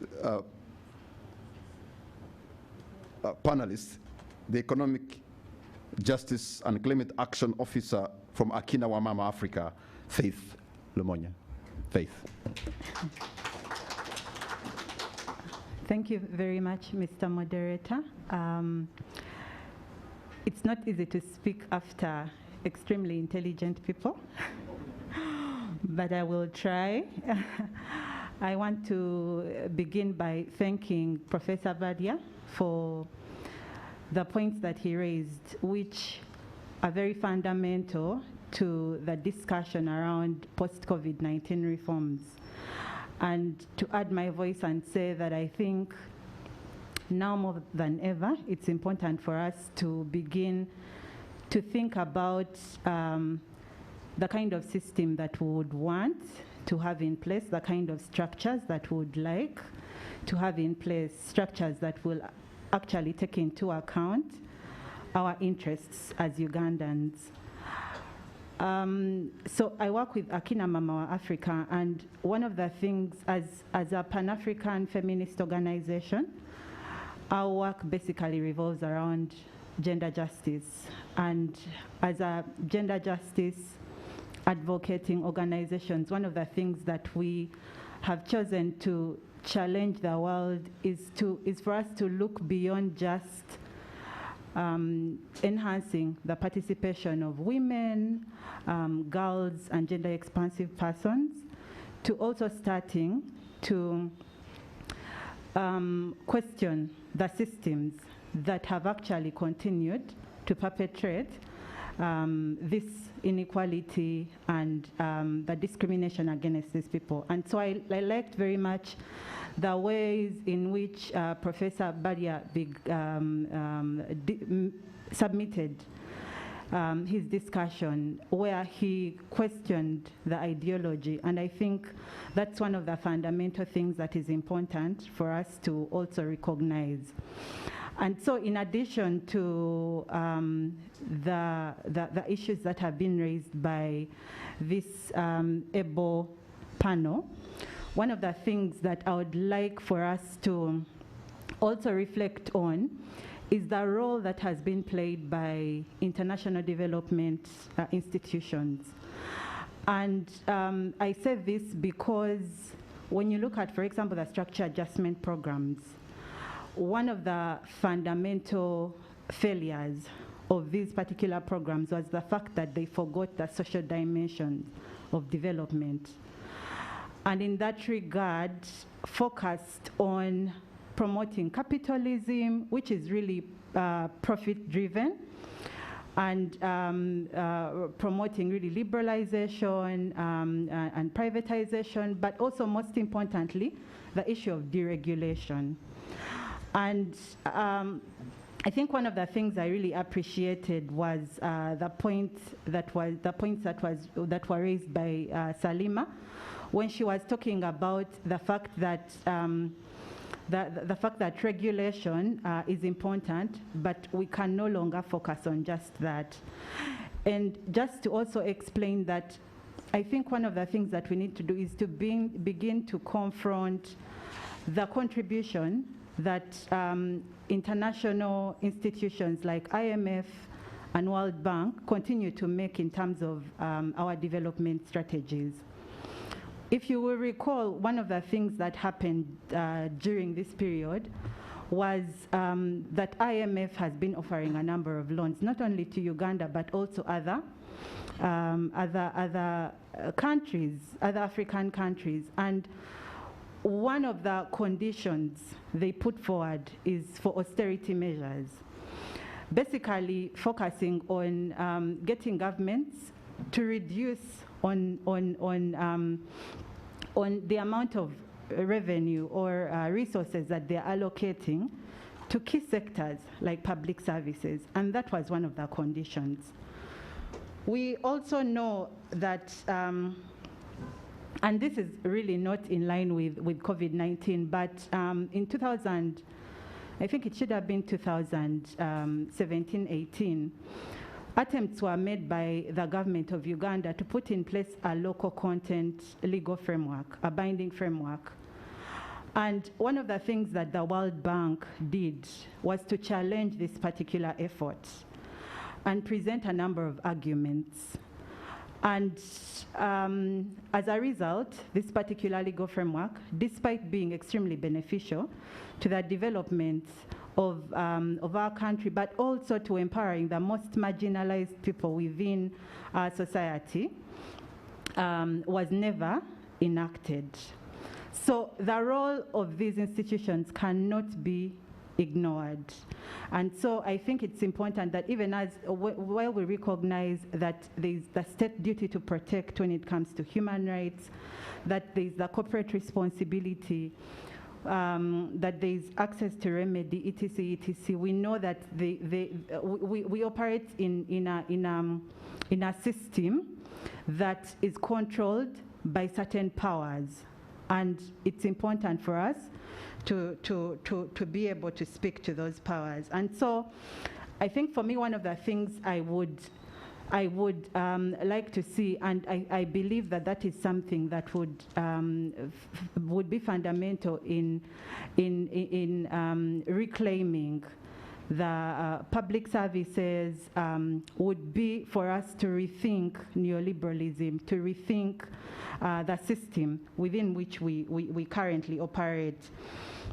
COVID-19 has revealed that this system cannot work. It cannot work because, like Professor Mbazira put it, we are operating in a system where it is survival for the fittest. So those already facing different forms of marginalization, and these are really women and girls, are the ones who have actually been most affected. When you think about the sexual and gender-based violence that has increased during this particular period, it has been because of poverty, but also when you further analyze, it has been the young that have been mostly affected. And also, when you further analyze, it has been people or girls who are actually within the rural region. And so it's important for us to think about all these intersecting systems of oppression, and that is why in talking about the need to reclaim public services,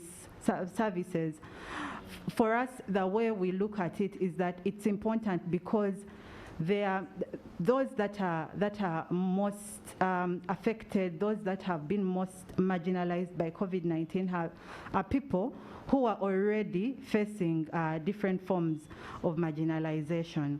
And so that would be one of the things that I would like to emphasize. But also when you think about it further, when you look at, and I know that there have been arguments that one of the challenges that government faces in terms of being able to provide public services is the very limited revenue. But I think this is something that we need to also speak to, we need to challenge. And also because first is because there are existing opportunities where we can be able to get this revenue. We know that with illicit financial flows, we continue to lose a lot of revenue. A study done in 2019 revealed that Uganda was losing up to 2.6 billion Uganda shillings in terms of revenue. And this is all because of illicit financial flows, because the government really focuses on enticing and pleasing corporations, the private sector, but also because some of the regulations that within which we operate in have been sold to us as legal frameworks that will actually be able to deliver the kind of development that we want, but have not. But also to add to the issue around tax, when you look at individuals that carry the biggest burden of tax, it's individuals who are not only who are poor because most of their income is spent on consumption, but also women because most of women's life is spent dealing with unpaid care work, and we know what entails care work. There's a lot of expenditure in terms of consumption, but when we are analyzing the tax burden and analyzing the kind of sectors that should be prioritized in terms of utilization of this tax revenue, it's never sectors that are critical to women. And I think that's one of the things that needs to also begin to change, to recognize, to try and center the needs of those that are most marginalized, but also do further analysis in terms of understanding why it's important to center these particular individuals.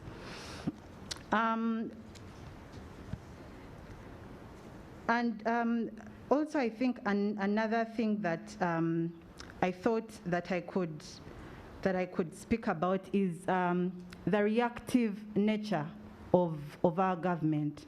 And one of the things that that was clear during those challenging times of COVID-19 was the fact that our government does not specifically plan for citizens, because even when you look at, for example, the cash transfer, it was really a reactive act. And but also when you look at some of the previous plans that had been put in place, they were not coordinated in terms of being able to address the challenges that were presented during that particular period. So, for example, one of the things that shocked me and was the fact that despite the existence of the SAGE fund, which really targets the elderly within the country, that the government of Uganda still had to create a separate fund to be able to support people during COVID-19, and could not stand on the capacity and sufficiency of the fund that they had already been providing. Faith, I'm afraid your time is running out. Okay, let me just make one point. Sorry about that. So I think the point I'm trying to make really is the need for us to, for our government to be less reactive but more proactive, but also to put in place programs that are not short-term in nature, because in addressing development challenges, there will obviously be a challenge that will come one after another. And so it's important that government takes that into account, but also, and most importantly, centers those that are most marginalized. Thank you very much. Thank you very much, Faith, for your presentation. Okay, we seem to be like a few minutes behind, so I'm going to ask for a very brief panel discussion. Maybe you have a question or two you want to add to ask these people. You'll put up your hand. Please be precise and concise. And I'm going to take maybe about 3 or 4 reactions from you. And be specific. If you want somebody to answer you, maybe say the name. So yes, I have a gentleman who's had his hand up. Your name, sir, and where you're from, and please make it very brief. Thank you so much. Because we'll have another panel discussion to take over right away. Thank you so much. My name is Amuriat Pascal. I work for an organization which is a member of Uganda Consortium on Corporate Accountability, TEQUIP. I just wanted to reinforce, but also ask a question after, to reinforce what Professor Barria was talking about, especially when it comes to revelations and context. It is indeed true that while we are talking about reclaiming, there are places which have never had social services in this country. One of them is Tisai Island, and we are still working with ISA and UCCA to ensure that they get support. No school, no hospital, no road network, no clean water, a community hosting about 7,000 people. So when we're talking about reclaiming, there are places which have never received social services. So it's just to reinforce. Secondly, if you look at a local example in Soroti Regional Referral Hospital, with the highest number of ICU patients as of yesterday, the oxygen plant is destroyed, but they are airlifting oxygen cylinders to Soroti. The cost of airlifting oxygen cylinders to Soroti every day, yet actually just refurbishing it is about 200 million. If we're able to refurbish it just at 200 million, we'll solve the problem of ICU and so on. Then it comes, the other sector that I want to talk about is transport. It has been ignored in this. But the cost of traveling to Kampala and other places has doubled. This has a huge impact on our economic lives. And so I urge that in this discussion, we don't ignore the transport sector. Actually, it is the one which is 100% privatized. In terms of the road transport, there is no government facility to help. So lastly, Professor talked about political and ideological way to decide some of these issues. I think among them we should rethink the issue of homeschooling, because it appears people are preferring homeschooling at the same time. There are parents who are enjoying the services. Is the question therefore, when we are rethinking, is homeschooling, a public homeschooling policy, is it tenable in enhancing socioeconomic recovery? Thank you. All right, thank you so much. This is what we're going to do. Some of the questions that have been asked, that he has asked, you actually took more time than expected. So you have taken the time of all other people who would have asked, but this is what we're going to do. You're watching the 8th Annual National Conference on Economic, Social and Cultural Rights 2021, reclaiming public services for inclusive and sustainable socio-economic recovery from COVID-19. We are coming to you live from the Serena Conference Center here at the Kampala Serena Hotel. We're going to take a break and the conference will continue shortly.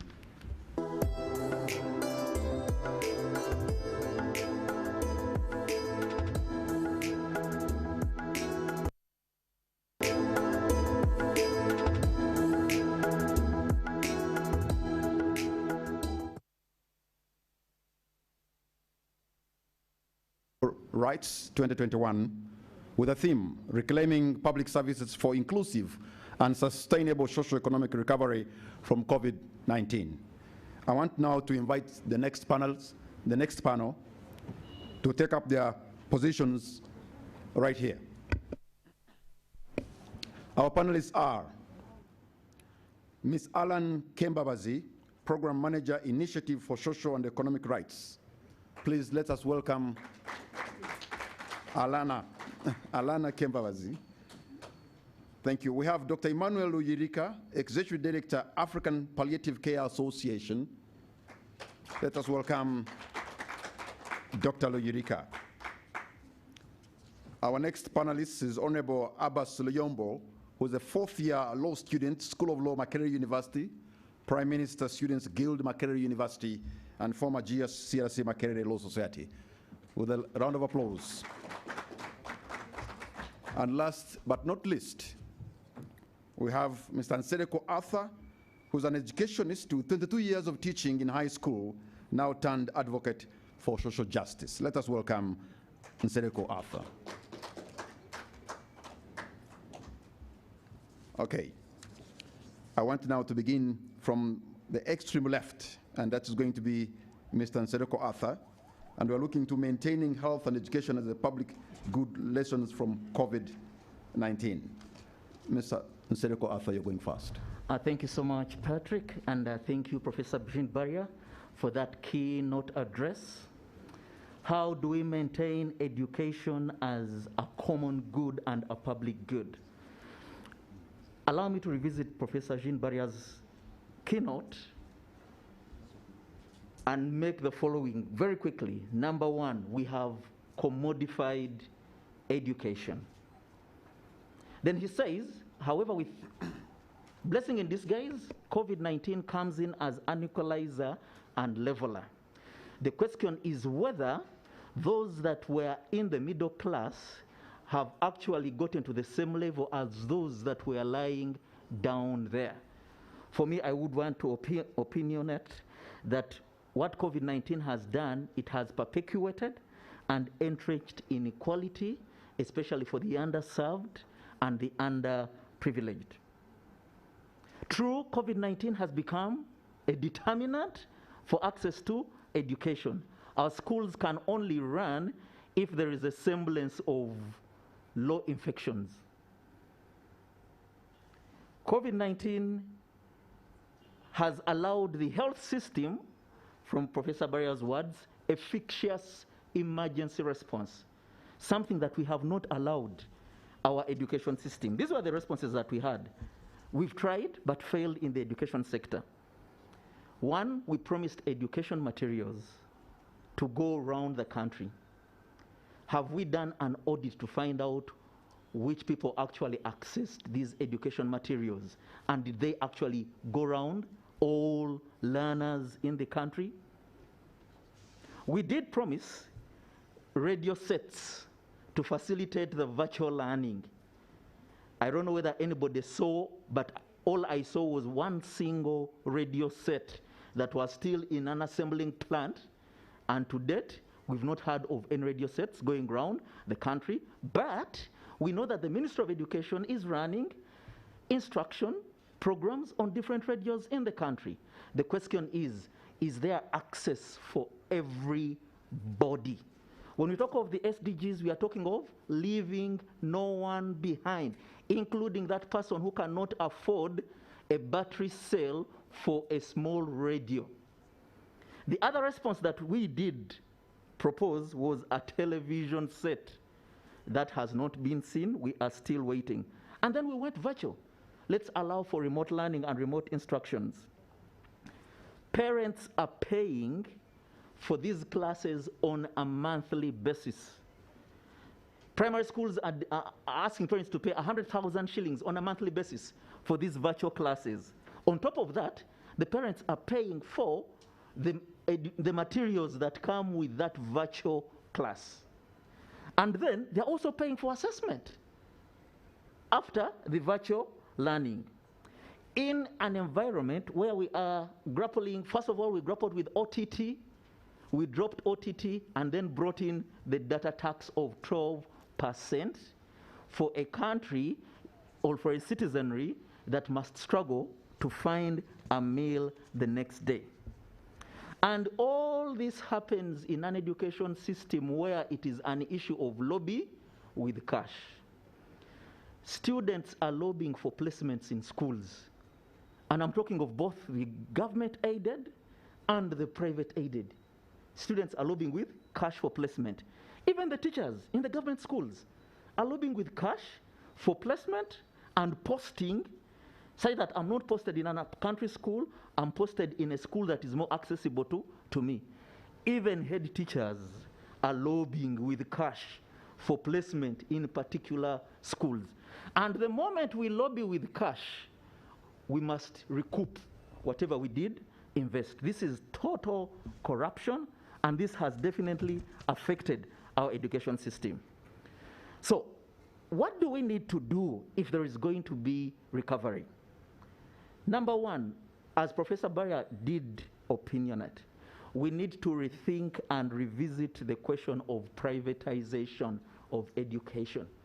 If education is going to become a public good for the common good, we must as a country sit down and revisit the whole infrastructure, the whole ideology of privatization of education. Somebody says there are government-aided schools that are more expensive than the than the private schools. Government-aided, more expensive than a private school. And then we are calling on the regulators. Professor Chris Bazera put it clearly. The same would-be regulators of such practices are proprietors in the schools. So they are running a business on one hand and regulating processes on another. That education will remain a commodity and not a common good until this government wakes up and says we are going to clean shop. Go to the Ministry of Education, find whoever owns a private school and negotiate them out. I won't say force them out, but negotiate them out. We cannot have regulators at the same time, proprietors on the other hand. Two, for COVID-19, we need to address this erratic and seemingly uncoordinated scheduling of schools if we are going to turn education into a common good. I am a teacher, and I've been a teacher for 22 years. Now, it pains me to say that I don't think I'll return to that high school after all this passes. And what has occasioned this? The erraticness with which schools are switched on and off. Our colleagues in Kenya, I think, took an easier learning right from the beginning and said, let us close schools and put structures in place. A year later, the schools are reopened. And so what are we saying as Ugandans? Let us look at our neighbors. What are they doing with their schools? They are open, yes. Those schools are open, but they are not open without any planning in place to manage the COVID-19 situation. So the Ministry of Education, the government, needs to put its foot down and have a more planned, clearly thought out education system. And what does this call for? It calls for participation of the citizenry. Then we talk about bailouts of private schools. We should bail out the private schools, otherwise the students will not have schools to return to. True. Is the situation in the government-aided schools, in the UPE, USCE schools any different? Before we go to bail out the private schools. And lastly, Patrick, we need to craft a recovery plan, especially for the girl child that is going to be forced out of school because of pregnancy occasioned by the COVID situation. There are two categories of girls. There is that particular one who does not want even to return to school because of circumstances beyond their control. But there is also this other one who wants to return to school. And the question is, as a country, have we sat down to clearly rethink a program for these particular vulnerable students whose access to education has been put at risk courtesy of COVID-19? Thank you. Thank you very much, Arthur. A round of applause to Arthur. You can actually see somebody who has been a teacher and now has become an advocate for social justice. A lot of passion, teaching, and social justice, dynamism in him. You said you have been a teacher for 22 years. But Arthur, with all respect, you look 25. That is a job hazard for teachers. We never age. Okay, all right. Okay, let us hear from Dr. Emmanuel Uyirika, Executive Director, African Palliative Care Association. Dr. Emmanuel. Thank you very much, Patrick. Thank you, Prof. Baria, and the rest of the panelists who came before us. I want to thank you for inviting us to this event.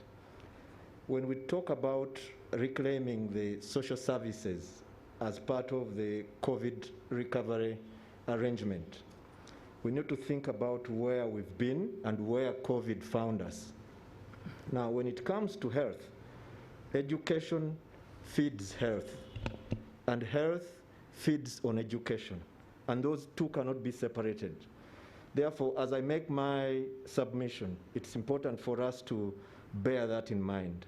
And in health, we talk about 4 or 5 things that will actually define the entire continuum. We talk about promotive, and that depends on informed health workers, informed policymakers, and an informed recipient of the services. In other words, you need to have set the ground by education. Number 2, we talk about preventive. Again, you require an educated health service provider, policymaker, and then a citizenry that is also very well informed. The third step is curative. Now, when you failed to prevent it, you now need to treat it and cure it. And again, that also requires the same level of knowledge that, again, education feeds into. The fourth one is rehabilitative. Somebody got it, got treated, was not cured, or has residual damage, then you must rehabilitate. Again, the same issue. You need an educated, informed health provider, policymaker, and then a recipient of the service.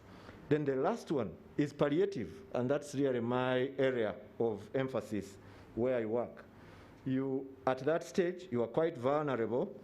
You cannot talk for yourself in most cases, and you need things to be moved by others while you wait for the service. And that's where COVID got many of the Ugandans, because you got into isolation, you were cut off from the rest of everybody. It has mental issues for you and for your family and for the health workers who look after you. And again, that gets education to feed into it. So where did this COVID-19 find us? We've been talking a lot about our health system. Uganda is part of the Abuja Declaration, where we're supposed to invest every year 15% of our budget into health. If you look back 5 years, that has been declining, and now we are talking about 5.6%. And that's not good. When you look at the human resource for health, again, that links to education, But again, the investment there is so low. For some of the disciplines, like for heart disease, you have to travel from wherever you want to come to Kampala to get any kind of services for heart. And we know that COVID bites the heart. Whether you are a patient or you've recovered from it, you could actually stay with some of the effects of the COVID on your heart. But there's only one place where you can get it. It's in Kampala at the Uganda Heart Institute, and it's not free. You have to pay for it because there's no provision for a free service. So we need to think about where it has found us in terms of the human resource. And then you come to, when you look at the African Union scorecard of 2018, Uganda was number 6 from the bottom in terms of how much money the government dedicates to the bills, the health bills. How much does government contribute? 14%, and the families 46%, and then the rest by donors. And we've been there, so we are not making any progress, and that's where COVID-19 found us. Again, that's something that we have to think about. And then you talk about the consistent availability of services. For some of the services, we didn't have them at all in most of the hospitals. We talk about ICU. Some of us have been making noise since December last year when COVID was first reported in China, that we need to look at our ICUs because we had none. And it took months, it took almost a year for us to get any kind of ICU in the country. And that is not good for the population. I always hear excuses that we don't have enough money. And I was looking at the figures. I'm not an economist, but if I was to have a second life in school, I would do economics. In 1987, Uganda was collecting the equivalent of about $2 million, $1 to $2 million, and the population was, I think, about 12 million. 20 to 30 years later, we are collecting more than 1,000 times of what we were collecting then. We are borrowing more money, donors are giving us more money. The population has only gone up 3 times. That means there is actually more money than we think, but the question is, where is that money going? Where is that money going if it's not going into health? By then, university education was free, it's no longer free. Technical education was free, it's no longer free. And that's where COVID-19 has found us. So what do we need to do? My thought is, we need a Marshall Plan. We cannot guess, like my colleague has said, we cannot keep guessing and having knee-jerk reactions to the COVID-19 pandemic. We need a proper Marshall Plan for the country on how we get out of the situation where we tied ourselves. We need to revise, to reprioritize health and education, stop exporting our dollars to take people outside Uganda for treatment when we can develop the service in the country and manage the patients here. Those are possible areas where government can get the money. I was hearing yesterday, somebody was talking about buying cars for district chairmen, buying cars for district chairmen. When did it become a responsibility of citizens to buy cars for politicians? I lived in a country, I worked in a country for 10 years, which was not Uganda, and the only person who had the state car was the president and maybe a few cabinet ministers. Everybody else bought their car.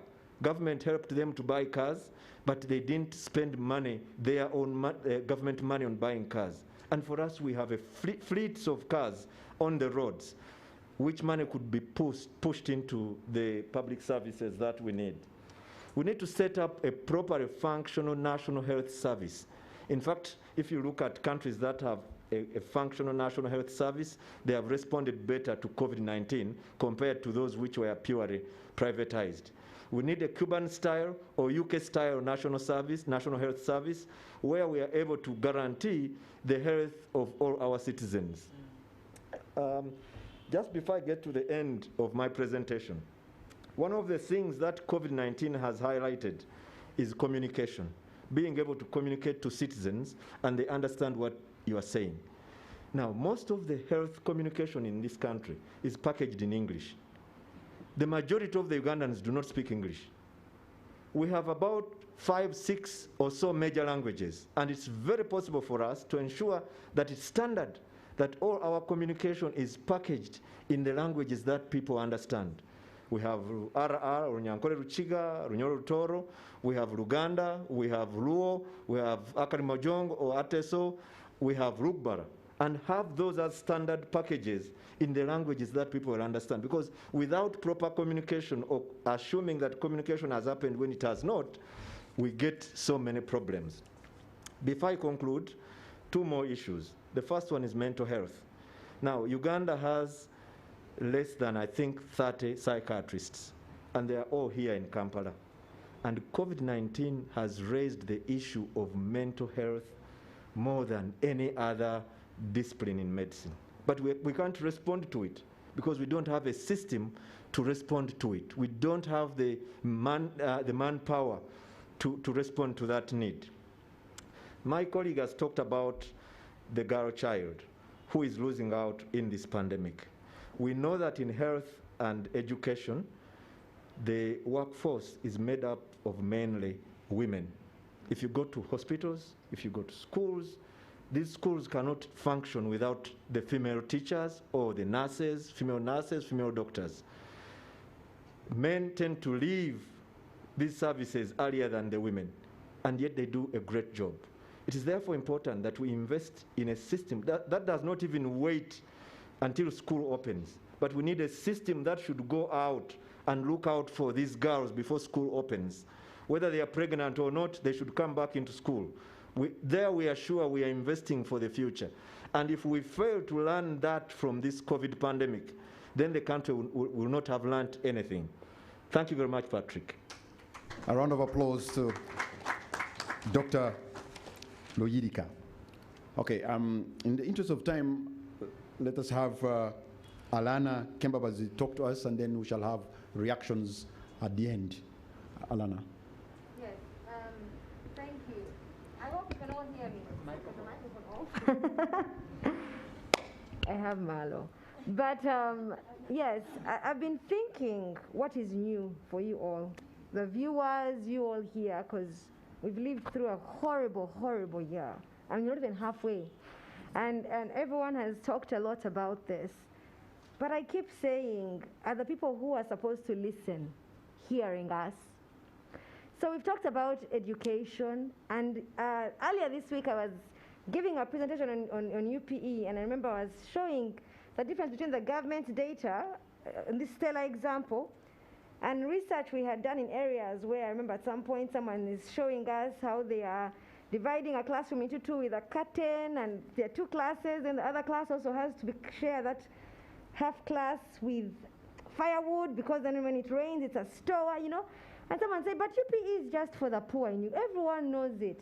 And I thought to myself, if the First Lady, who is the Minister of Education right now, allows this to happen under her watch, then can we say that people don't know? Can we say that they actually care? If in Karamoja, in Amudat, for example, there is no government hospital at the district level. The community has to go to a private, not-for-profit, what the government says, public-private partnerships, the ones they've been loading to us, they put in money. But when mothers go there and they walk very long distances to finally get there, they are detained. And the result of that has been that the community is saying, we'd rather take our chances at home. After all, I have to travel long distances. I sleep on the way there. Sometimes I'm attacked by whoever is passing by, or even give birth on the way there. Then I go there, you hold me, I give birth. Sometimes the baby is dead, you can't even let me go bury, I am detained. And this person in Amudat asked, is your blood red like mine? Are we part of the same country? Amudat is in Karamoja. Again, the First Lady was the minister for Karamoja.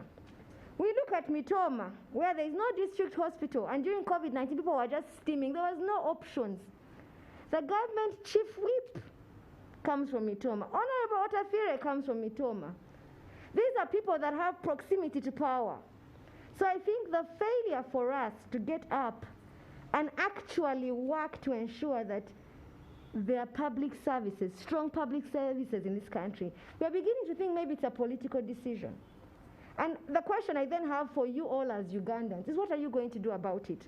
Because when we got up in June and July, when hospitals began to demand for land titles, and ICE and other organizations demanded that the government must step up, ensure our public health facilities are equipped, ensure they are regulating the private, they say they can't regulate, it's a free market.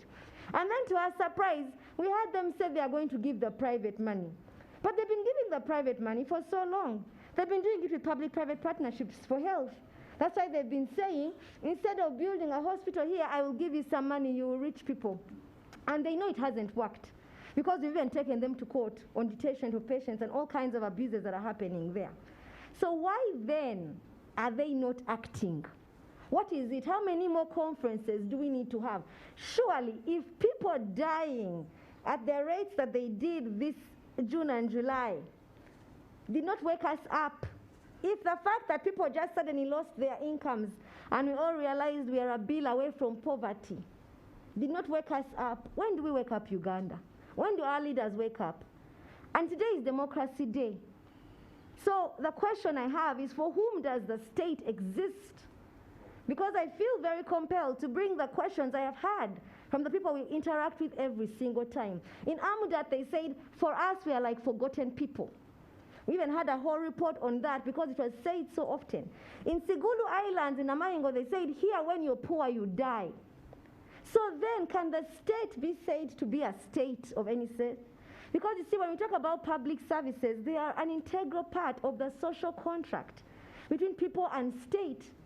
Today is also the day where URA is celebrating 30 years.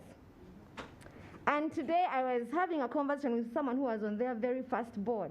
And was very optimistic at the time. This was the 90s. And Dr. Luyirika, what he said about the level of financing is astonishing, because they were getting very little revenue. But in the 90s, actually until about 2017, and if you look at the health expenditure for about 2017, and the 90s, they're about the same level. But they were getting very little money then. And when they were setting it up, they were optimistic that it will get back to making sure that we are really working for a more equitable Uganda with public services. Well, here we are. I saw the other day the van goes, it reaches all these remote areas. The utter hypocrisy. You can reach remote areas to talk about taxes, but you cannot reach them to get them a health facility, to make sure they have healthcare workers, to make sure that the healthcare workers who are doing little with basics. See, people, if you have gone to some of those public health facilities, you'll see healthcare workers who will tell you they had to deliver mothers with torches. There are healthcare workers who are deciding, this is an emergency, I have no gloves, does the person die or not, and they're endangering their lives. They continue to be underpaid. You cannot even get them basics like PPE. And then we see slogans. You know, we are full of slogans in this country. Oh, on Twitter, MOH delivers. We have now securing your future. If we are all dead because you don't get the health sector right, there is no future to secure. If our kids are not learning like they systematically have not done, there is the learning. People have been talking a lot about, schools and the quality, but there's also the learning outcomes. Let's look at our kids' learning outcomes. They are dismal, particularly in public education. So we've reconciled ourselves the fact that it's a problem for others. We have lost any sense of empathy or solidarity. We have said it's an issue for the poor. And our leaders will continue to fly out. And there's a time when ministers, a number of ministers were flown out of the country in succession for health facilities. So I say to myself, so you know for a fact that our facilities are like this, but you leave them to the rest of us. And they take out loans in our name. You know? We are there. When you read those agreements for loans, by the way, oh, yes, you see, we only have 55 ICU beds. That was last year at the beginning of the pandemic. Yes, you see. So they know the problem. They ask for the money. Then the money comes, and then they will tell you something. You know, we used it for securing reserves. We used it for, they'll come up with something. And as Ugandans, and particularly the middle class, we have become apathetic. We have said, it's what it is. But you people, if you don't wake up now, you're supposed, if you're really trying to fight for your country, for your kids' country, this is the time to wake up. I remember Julius Malema said something, and I want to speak to the young people particularly. He said, these people are doing all these things, but they will go and we will be left. And Winnie Byanyima recounts a time when they came from, they were struggling with paying off Uganda's debt and trying to negotiate, and they realized they were going to have to pay off debt that had been used to buy guns to kill them while the health facilities were in dismal condition. And now they needed to get the money. that they would use fix on health to begin paying debt. So you people, we need to really wake up. And as ISA and a number of organizations and people, ordinary Ugandans, we got very concerned in July, and we convened an emergency meeting. And we came up with a manifesto, and I'm going to just, I know that moderator is standing up, which is a signal I should wrap up.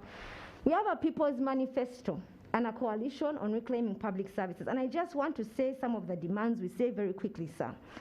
We demand the following. The government must strengthen public social service delivery for all persons, regardless of social status. And it must be in line with the international human rights law, accessible, available, acceptable, and of the highest possible quality without discrimination, accountable, and participatory. The government should robustly invest in public social services, which are the first point of call for the poor and most vulnerable. It must remain in stewardship of the provision of quality public services. They must be financed through progressive taxation, curb the leakages like illicit financial flows and other forms of corruption. They must be free at point for end user. My colleagues have said that repeatedly. They must be delivered by government. The government must ensure meaningful participation of the populace. It must refrain from commercializing and privatizing essential public services, health, water, electricity, education, through public-private partnerships or commercial-private involvement in social service delivery. It must instead devote the maximum available resources to ensure quality public services. It cannot fund for-profit engagement in public social services. It can't leave these social services, these public services, to the whims of the market. So I hope you continue to join us from wherever you're viewing from. Again, like I've said, this is a fight for our country. A round of applause for Alana. If we get so many Alanas in this country, I think the people who have the mandate to lead will do their job better. Thank you so much, Alana. Our next panelist is a fourth-year law student, School of Law, Makerere University, a Prime Minister, Students Guild, is Honorable Abbas Loyombo. Abbas Loyombo is differently abled, so I'm going to help put the microphone, and then he'll talk to us.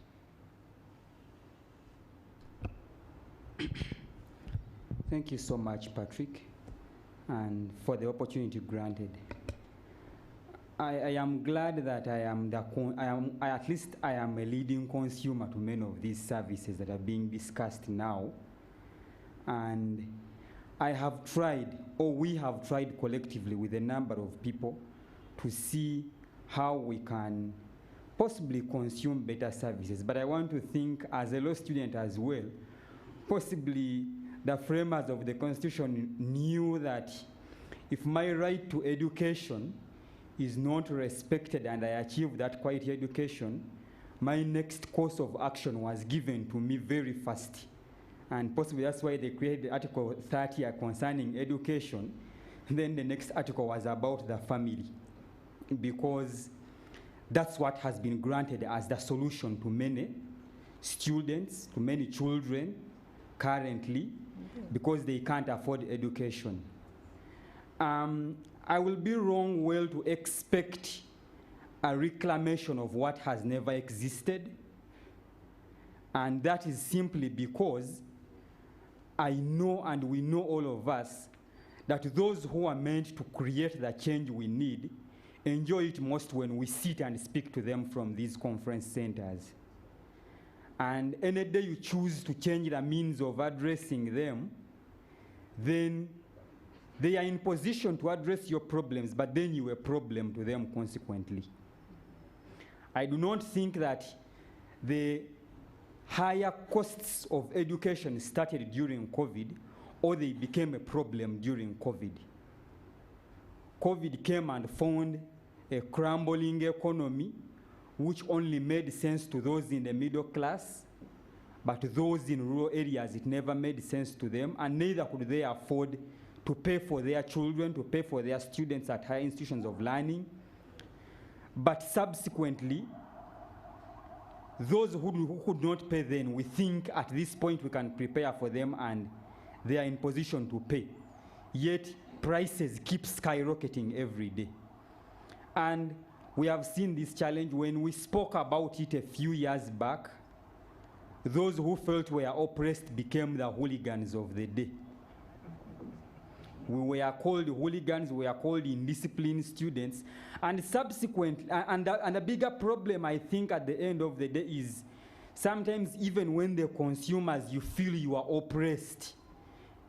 Those who pay for these services, they have enjoyed either a lot of comfort or they have subsequently inherited the fear from their ancestors. I remember at some point when I was at some station when we were told, we were name called because of we saying we think our tuition is too high and common parents can't afford. We were told, but some of you are government students and you're only becoming stubborn. And others told us, if you think it's too high, are those who are paying complaining? And indeed they were at home calling their children and telling them, I sent you to study. Why do you cause disorganization? Then thereafter, they are like, the government, the prices are so high for education. But then they are not willing to take any measures of self-help.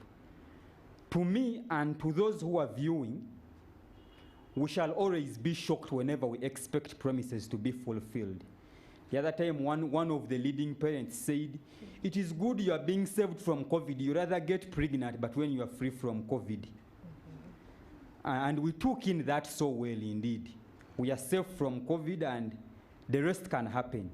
So for me, the major point here is, one, education and health must not be privatized as to the extent we are at, but then we shall be daydreaming when we expect ourselves to write the best papers and present them to some of these policy makers, and we think they will move them. It appears they no longer get moved by papers, neither does speaking to them move them. They do not care, it is none of their problems. However, when we take measures of self-help, then I can assure you we are guaranteed of either being listened to, and that one day they will think of addressing our problems. But at this point, either they choose not to listen, and they don't wish to solve our problems.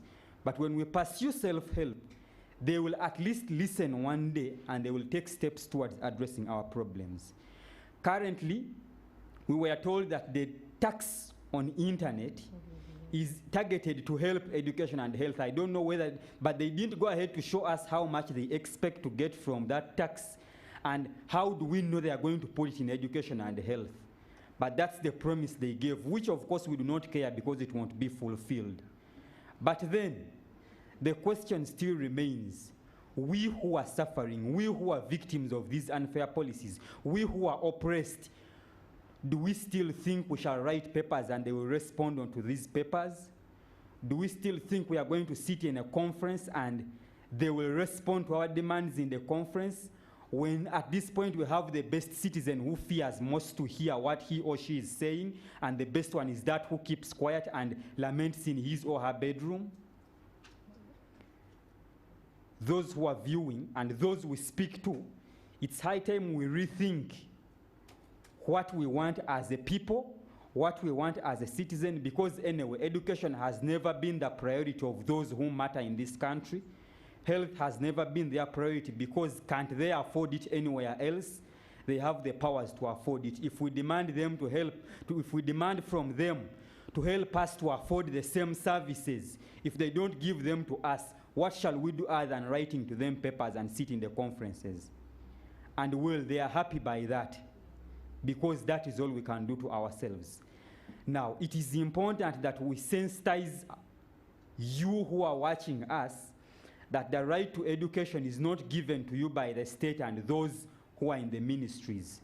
The right to health is not given to you by them, but you pay them to sustain them and you give them money to access the best services they need and to help their children who are privileged to go in those best schools around the world and around the country where they may not be affected by COVID, where they can study on Zoom and they can afford internet. And you who has given them all these services, you cannot afford Zoom, neither does your parent have capacity to go online.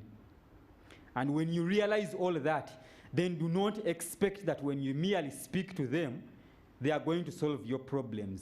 Think of self-help. I don't know what means you will use, but see to yourself that then you build the capacity within yourself to coerce them if they can't listen to you, to create better services you need, because those who have helped us in the middle class who sit in these conferences, who speak and write these papers, actually some of their children can go to some of the top schools here.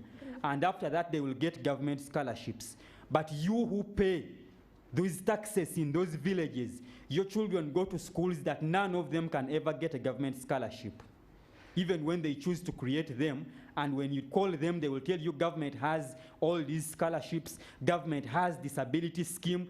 Your children will never benefit from them because their schools are never destined to get these scholarships. So subsequently, I think and I believe that one, you who finance all these activities, you who pay taxes for these people to get all these services, you need to think of self-help. But even we, the consumers, because those who pay for these services that we consume are not willing to realize that actually what we are consuming is not what we are entitled to in view of what you, the people who finance these services, pay for. We, the consumers, must speak up, must stand up to be counted and realize what we need and demand for that we deserve. Because the online infrastructure currently, you have heard they are telling us we should study online. When you ask the infrastructure we should use to study online, it's non-existent. When they show you that which they have constructed, few can afford it, and even those who can afford it can't achieve the best out of it. As I conclude, because our time is out, possibly because I was giving the best solution, self-help is the best for us. No, we shall never reclaim services that are non-existent, but let's self-help ourselves and create that which we need, because we can't reclaim that which is non-existent. He's an interesting guy. Round of applause to Abbas. We need a disclaimer on that, Abbas. I want you to continue on and on, but it's a question of time. Honestly, a question of time. And, you know, I think we need men and women who think and behave like Abbas in this country. You have spoken, and I'm sure your point has been taken. How sometimes I wonder, I wish we had in this auditorium men and women who it is their job to take decisions. Because we can sit here and come out about the best solutions, or even try to organize and cry and make sense. But, you know, probably we're making sense to ourselves. And yet we need to make sense to those very people who it is their job to make decisions. And sometimes I wonder, I mean, when you are in a conference like this, people seem united and agree. But what happens out there? I mean, is there them and us? Are we like divided in some group? We are all Ugandans, as if there is them and us. I don't understand it. I'm so much grateful to the panelists today. I thank you for your time, but most of all, I appreciate your insights. And so we're coming to the end. We just have only a few minutes. There was a question that came from a gentleman, but then the professor is not here to respond to it. How I wish if you could just add to the debate, because if you ask the question now, time is going to catch us. But it's your choice. So who has an issue, put up your hand very quickly. We're going to do this in 5 minutes. And yes, we have somebody with the hand up.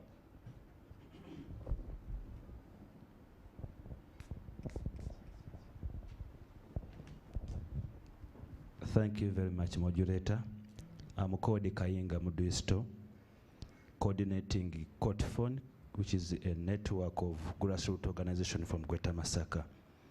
Looking at, thank you so much, presenters. I'm a community activist from there. From 17 years, I decided to just go that way. But the reprisal, the intimidation that comes to our way, we must be prepared to defend ourselves. I'm working with the people on oil pipeline. Imagine privatizing, bringing the government valuer, you have a chief government valuer, bringing a private company to evaluate property of the people. Over 3 years, no compensation. COVID has come. People need to go to health centers, need to get education. Nothing is there. And when you come up to help them up with their voices, you are targeted. Your life is threatened. unless we stand firm. That is my community. I'd rather die for my community. I beg you to submit. Thank you. Thank you very much. All of us, we come from areas where we have elected leaders who represent us in the highest places of leadership. I think we just have to task our leaders to do what the Constitution of Uganda tells them to do.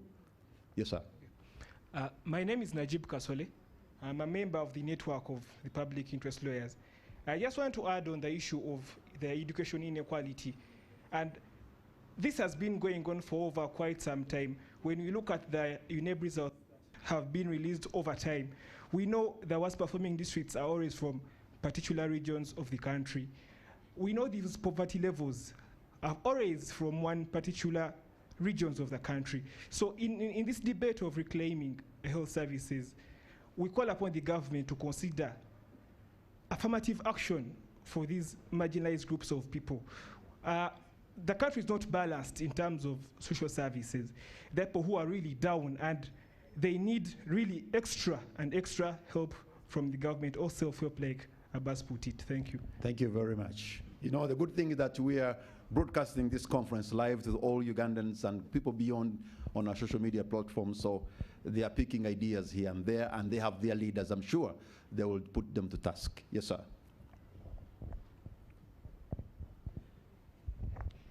Thank you so much, Patrick. Mine is a note, really. My name is Joseph Thiomahanji from the Uganda Consortium on Corporate Accountability. And Professor Mbazira is here with us. I want to hear his views on whether, if we succeed in reclaiming public services, it will address the rampant corruption Uganda is faced with. In my conversation last night with a friend, they were telling me the reason as to why government officials are actually stealing money is to be able to guarantee quality health and education for the people they care most about. It could be their daughters or sons, their kith and kin, their parents. So they are taking away our public resources so as to be able to afford quality health and education for their own. So I want to find out if the professor agrees with that line of thinking. Thank you. Okay. All right, maybe the professor should respond to that, because it appears very few people are asking questions tonight. Thank you, Joseph. Very quickly, I'm not so sure what the question was. Agreeing with the line of thinking that I should take away to take care of the people I care most about? If it will solve corruption, if I take one, take care of you. Reclaiming, yeah, sure. I think what is emerging from the conversation we've had in the first panel, in this panel as well, is that we must reclaim our civic space, is that we must build civic competence. And once we do that, then we are in position to demand for accountability. And when we demand for accountability, then we put barriers in the line of corruption. A very good example where this has happened, maybe another panel would speak about this, is in the health sector in some respects, especially through, are they called user committees, where you have user committees at the health care centers, 1 and 2, whatever. And you know, when they see national medical stores truck showing up, then they follow up. They want to be present to see how much Panadol and other medications have been delivered. We need something like that, of course, at a magnified level, and also to happen in a way that is supported and that is also connected and networked. Otherwise, I don't believe that you can improve the lives of all Ugandans by taking away money to take care of the few that you care about. Thank you. Thank you. Yes, responses, questions, comments? You want to add on what you've heard tonight? You put up your hand and tell us your name and where you're from. Yes, we have 2. I think those will bring us to the end. Thank you. I'm Dr. Benson Tusasirwe. I'm a lawyer. Mine is really simple. From Dr. Baria and all the rest, they said the deficit in socio-economic rates is actually a political question. There is nothing to recover from because we had nothing in the first place before COVID came. It's just a scapegoat. The solutions are political because it started as a political failure. But they never tell us exactly what to do oh, mobilize the masses must wake up. Also, how do we wake them up? We beat them up or what? So what is the political solution to where we are? We are the people who give the mandate. So we decide to give whom we think is the best person around. There's a view coming. Thank you so much. My name is Mildred Ochokoro. I work for an NGO called Rise West Nile, and I come from Arua City. I just wanted to add on to what has been said here, especially by Doctor, on the issue of the girl child losing in this COVID era. But I want to say that in West Nile region, the boy child is also losing so much because there has been increase in cases of drug abuse. For those of you who have ever visited Arua City, you'll find that a good number of our boys, some of them have been in school, but since last year they're at home. So they have taken up to drug abuse. And when you see even the streets, I want to accept that the cases of mental illness have increased. So you see many people, and even from the villages, people tend to bring the weak and the mental derailed to the city to be placed in some positions so that they're able to beg from passers-by in the city. So it is really an issue. And for those of us who work for humanitarian response projects, we have a very serious challenge in West Nile that is happening between the host communities and the refugees.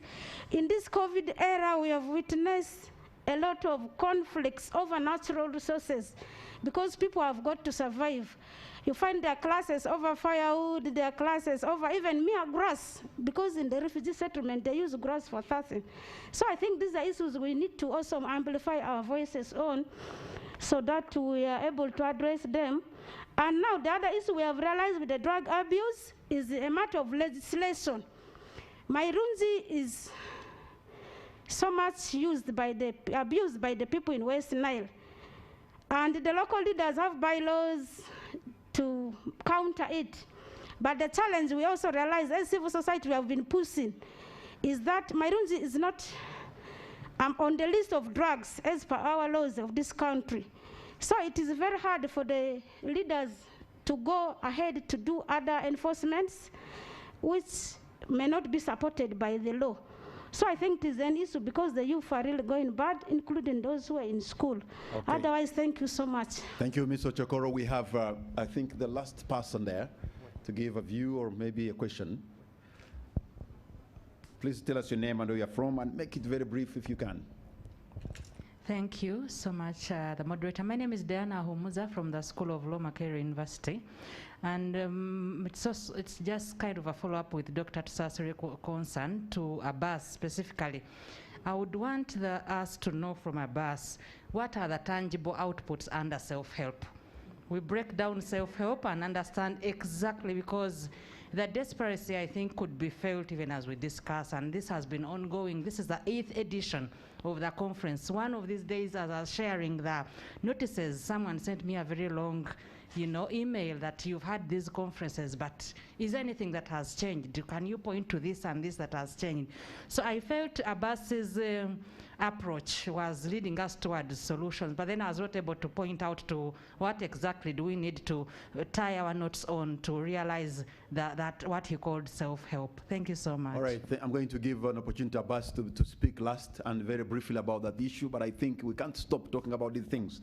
We have to learn from the Christians. 2,000 years since Jesus left, they have never stopped. So we shall continue. The message is always the same. Abbas. Thank you so much. Self-help is a larger perspective. I will only be brief about it, and I think soon I should write also a paper about that.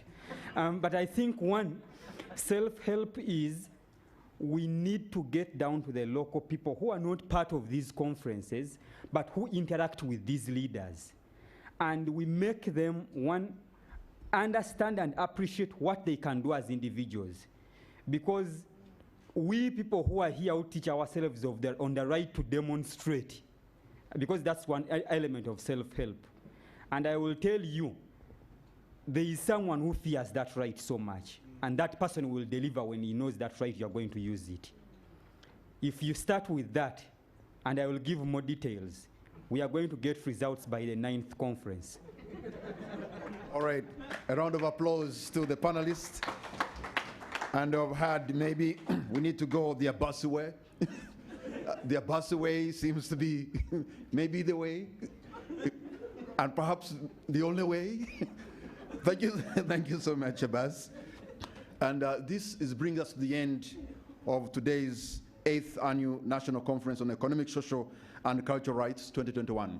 I thank you all of you for your time, but most importantly, I thank you for your insights, for having added value to our discussion. I thank you, all of you who have been watching this program on NTV Uganda and following us on different platforms on our social media across the globe. We'll be here again tomorrow for the same time to continue with this discussion. I believe Ugandans, we are good people and we have a good country. We have had the past that has been so hard, and I think we can always pull through, because Uganda, we pull through. This brings us to the end of our broadcast.